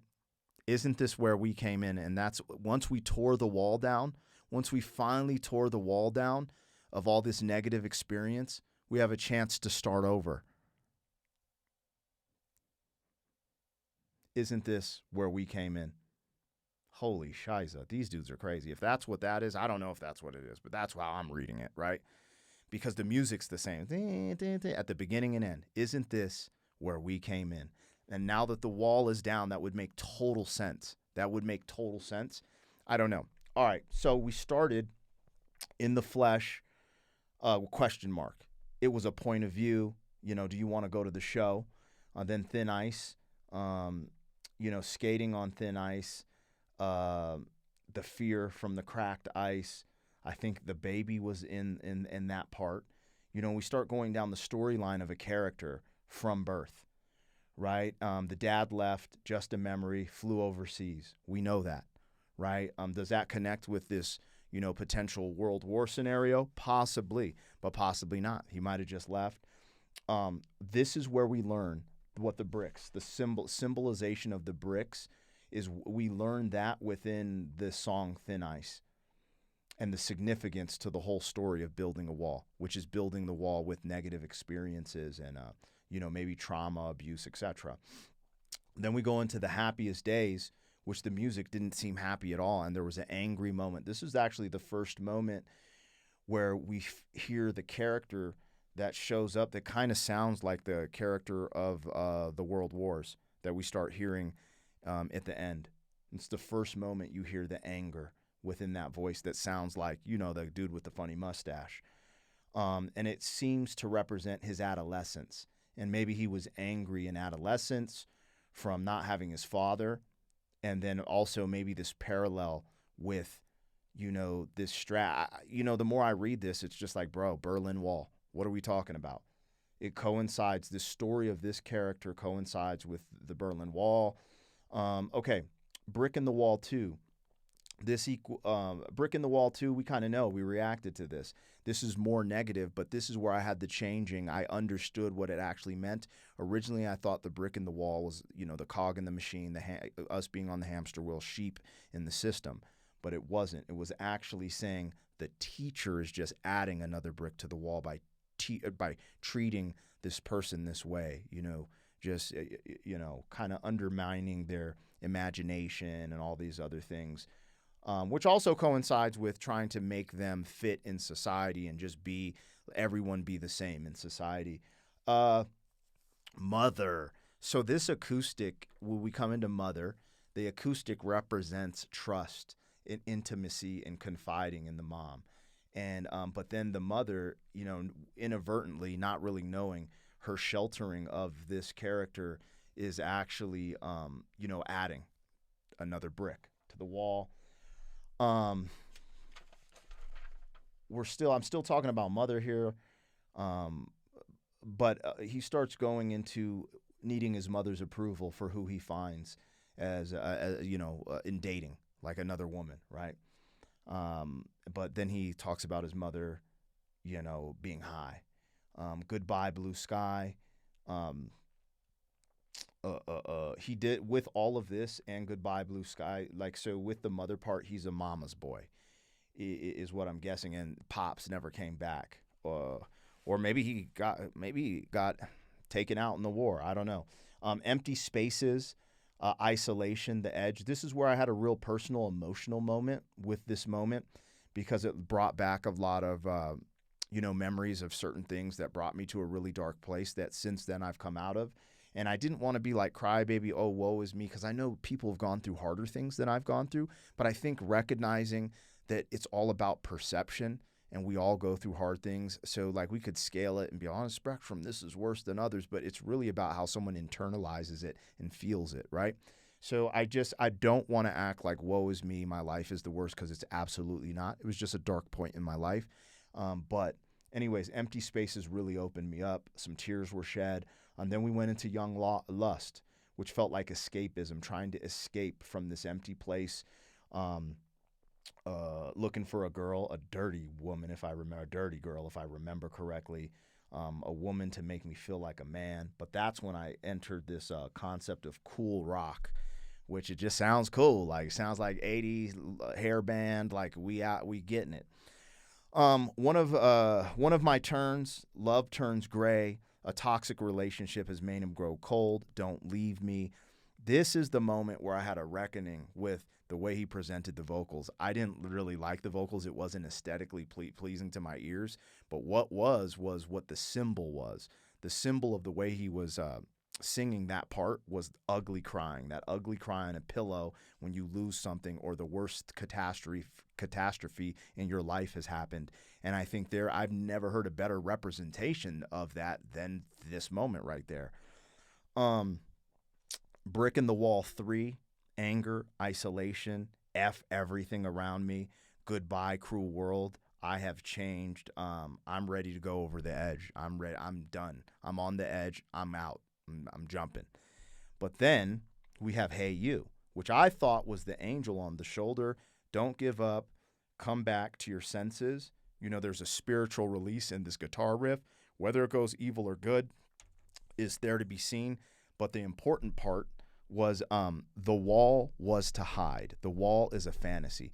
This is where we come to grips with a more reality-based look at this storyline for just a second, instead of like, you know, I'm building this invisible wall with negative experience. It's calling that out.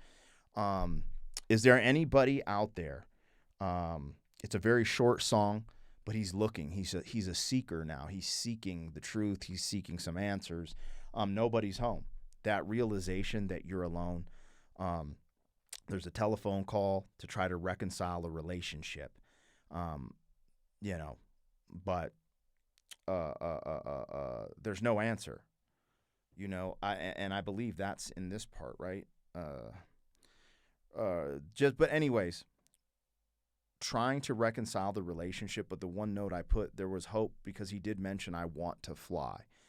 I want to fly. And I felt like that meant like hope. Then we go into Vera, which I think she said Vera Lynn, which seemed like a feminine, a yearning for old love. It was very short. That part was very short. And then Bring the Boys Back Home. Triumphant. We win. This was another moment because it sounded like marching. It sounded like a marching band, and we won a war, which starts to get back into this war symbolism that we're having, these world war symbolisms that we're having in this storyline. Comfortably Numb is definitely coping. It's a coping mechanism. Whether it's good or bad, I don't really know, because I was starting to see it at this point as a positive thing, but then as we got into the end, I saw it as a negative thing until we tore down the wall. Coming to grips with the pain, guitar solo felt like pain and Comfortably Numb. And one of the most incredible guitar solos, as we know from your boy David Gilmour. The show must go on. Regardless of how you're feeling, how you're being affected, the show must go on. And then we go into In the Flesh. And that goes back to that sound that I call cool rock. I don't know what I'm talking about, so take it with a grain of salt and just do it on YouTube. But that's when we start showing people getting lined up on the wall. And he mentions derogatory words about black people, and then says, you know, Jewish, and it's in the same light, derogatory. And that's what started to lead me towards this World War concept. That's really what opened my eyes to it when he started saying that. Again, some of the music's pushed out over the lyrics, so I can't always make out all of the lyrics. And I did my best. The only lyric I looked up or words was what was at the end. I listened to everything in world time. I didn't have captions because I wanted to envision, like, if I was back in the day listening to this on a record without any guidance, what could I come up with knowing this is a conceptual album? Run Like Hell, facing conflict, you know, facing that conflict of, you know, all these evil things going on in your mind and becoming this evil thing, this villainous character. Waiting for the Worms, that was like a villainous song, like the Worm King, right? The Worm King, just follow the worms, just keep going down this path. The Bunker, equaled the wall. That's when I came up with the concept for the wall is protection. You're using these negative experiences to try to protect you from more pain, but essentially it isolates you and makes you lonely, and that kind of makes you crazy, which you start going down an evil path, thinking evil things about everyone, and then stop. I want to take off the uniform. I want to leave the show. Now, this is where simultaneously I think two worlds collide. I want to take off the uniform. I want to get out of the war. I want the wall to fall, the Berlin Wall, the world wars to end. Like, I want that to happen. I want to take off the uniform. I want to leave the show. This character potentially being a performer, I'm good with this disguise. I'm good with, I'm on stage painting a persona. I'm good with this. I want to tear down the wall, and all these things in the life, the relationship with dad, mom, teachers, wars, and relationships might have affected this performer or the point of view of this character. That seems like there's two characters here, and they cross between maybe a musician and maybe someone who was in the war or viewed the war. The trial, the music sounded like a circus or like this big musical play. It was super theatrical sounding, and then tear down the wall. They tear down the wall in the trial, and then we end. I didn't even write that down. Outside of the wall, we end on outside of the wall, right? We end on the outside of the wall, which goes back to the original music, and the that short sentence that felt like it got cut off at the end kind of intertwines with the first little phrase, and that's what tripped me out. That's what made me realize once you tore down the wall, you get to start anew. You get to start again.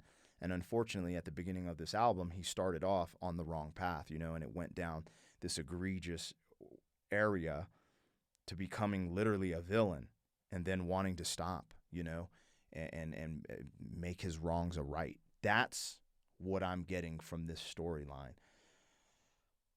This is heavy. I don't know who the hell's going to watch this to this point. This is a 3-hour and 27-minute reaction as of now. But if I wouldn't have done it this way, there had been no proof of me sitting down and doing it this form. I'll definitely put out clips of this whole reaction in probably 20, 30-minute clips, depending on how the music lines up. This was special. This is a very special album. The end threw me off a little bit. When I think of the perfect conceptual album, as I got to the end, so when I had that moment, the Don't Leave Me, the isolation moment, I believe, talking about the ugly cry. And no, it was Empty Spaces, sorry. That's where there was a whole emotional turning for me, and going all the way to, I believe, Comfortably Numb. I was just like, yo, this is wild. Then The Show Must Go On. There was a shifting of the whole record there. I like the way the whole concept fit together. I don't know if I'm on or off the mark with everything I've said, but what I will say is, Dark Side of the Moon is shorter, and with that, I personally felt like after listening to this whole thing, Dark Side of the Moon, the reason it gets more critical acclaim than The Wall, I believe, is it feels more cohesive, because they didn't take as many risks in going into these different places with a little bit more of a wild concept, I think. I could be wrong there. Because as I got to The Show Must Go On, I was getting close to being like, okay, I'm good, I'm done, I'm kind of done. And then it just kept going. But then as it all connected, I was like, got it, But I never felt that way with Dark Side of the Moon. With Dark Side of the Moon, I was just like, let it rip, beginning to end. I was like, what the you know what I'm saying? Anyways, I thoroughly enjoyed this. I would not rank Dark Side of the Moon higher than this necessarily, because this is something different. And there is a moment that I feel like the concepts might be even a little more elaborate. There might be things I'm missing, so there's a lot there. But anyways, I hope you guys enjoyed this reaction. Before I go, I want to give a shout out to these brothers, Roger Waters, David Gilmore, Richard Wright, Nick Mason, and Bob Ezrin. for this wonderful piece of artwork. But then I'd also like to give a shout out to Gerald Scarf for the actual physical art, because when you get online and look up things from the wall, the artwork is so like abstract and kind of cryptic and creepy, and he's like the mastermind behind that, I believe. And then James Guthrie, engineer, to help create the cinematic sound design that we had in this piece of work. Because as I was listening to this more and more, it just felt like I was watching a movie. I said that in Dark Side of the Moon, movies for the blind, right? Wonderful. I'm super engaged in this. I don't know what I got, what I missed. Hopefully I did this justice for you guys. Super long reaction. If you made it to the end, I appreciate you so much. I do have a collaboration on the loom with the one and only Professor of Rock. Maybe I'll get some insights from him. There's just so much different things, but I really did appreciate this body of work. This is true art. And, I think people try to do this to this day, but I think there might just be more of an organic, natural thing going on here. I don't know. There's still so much I need to process from this, and I probably should listen to this album even more. Man, Empty Spaces kind of got me, you guys. It really did.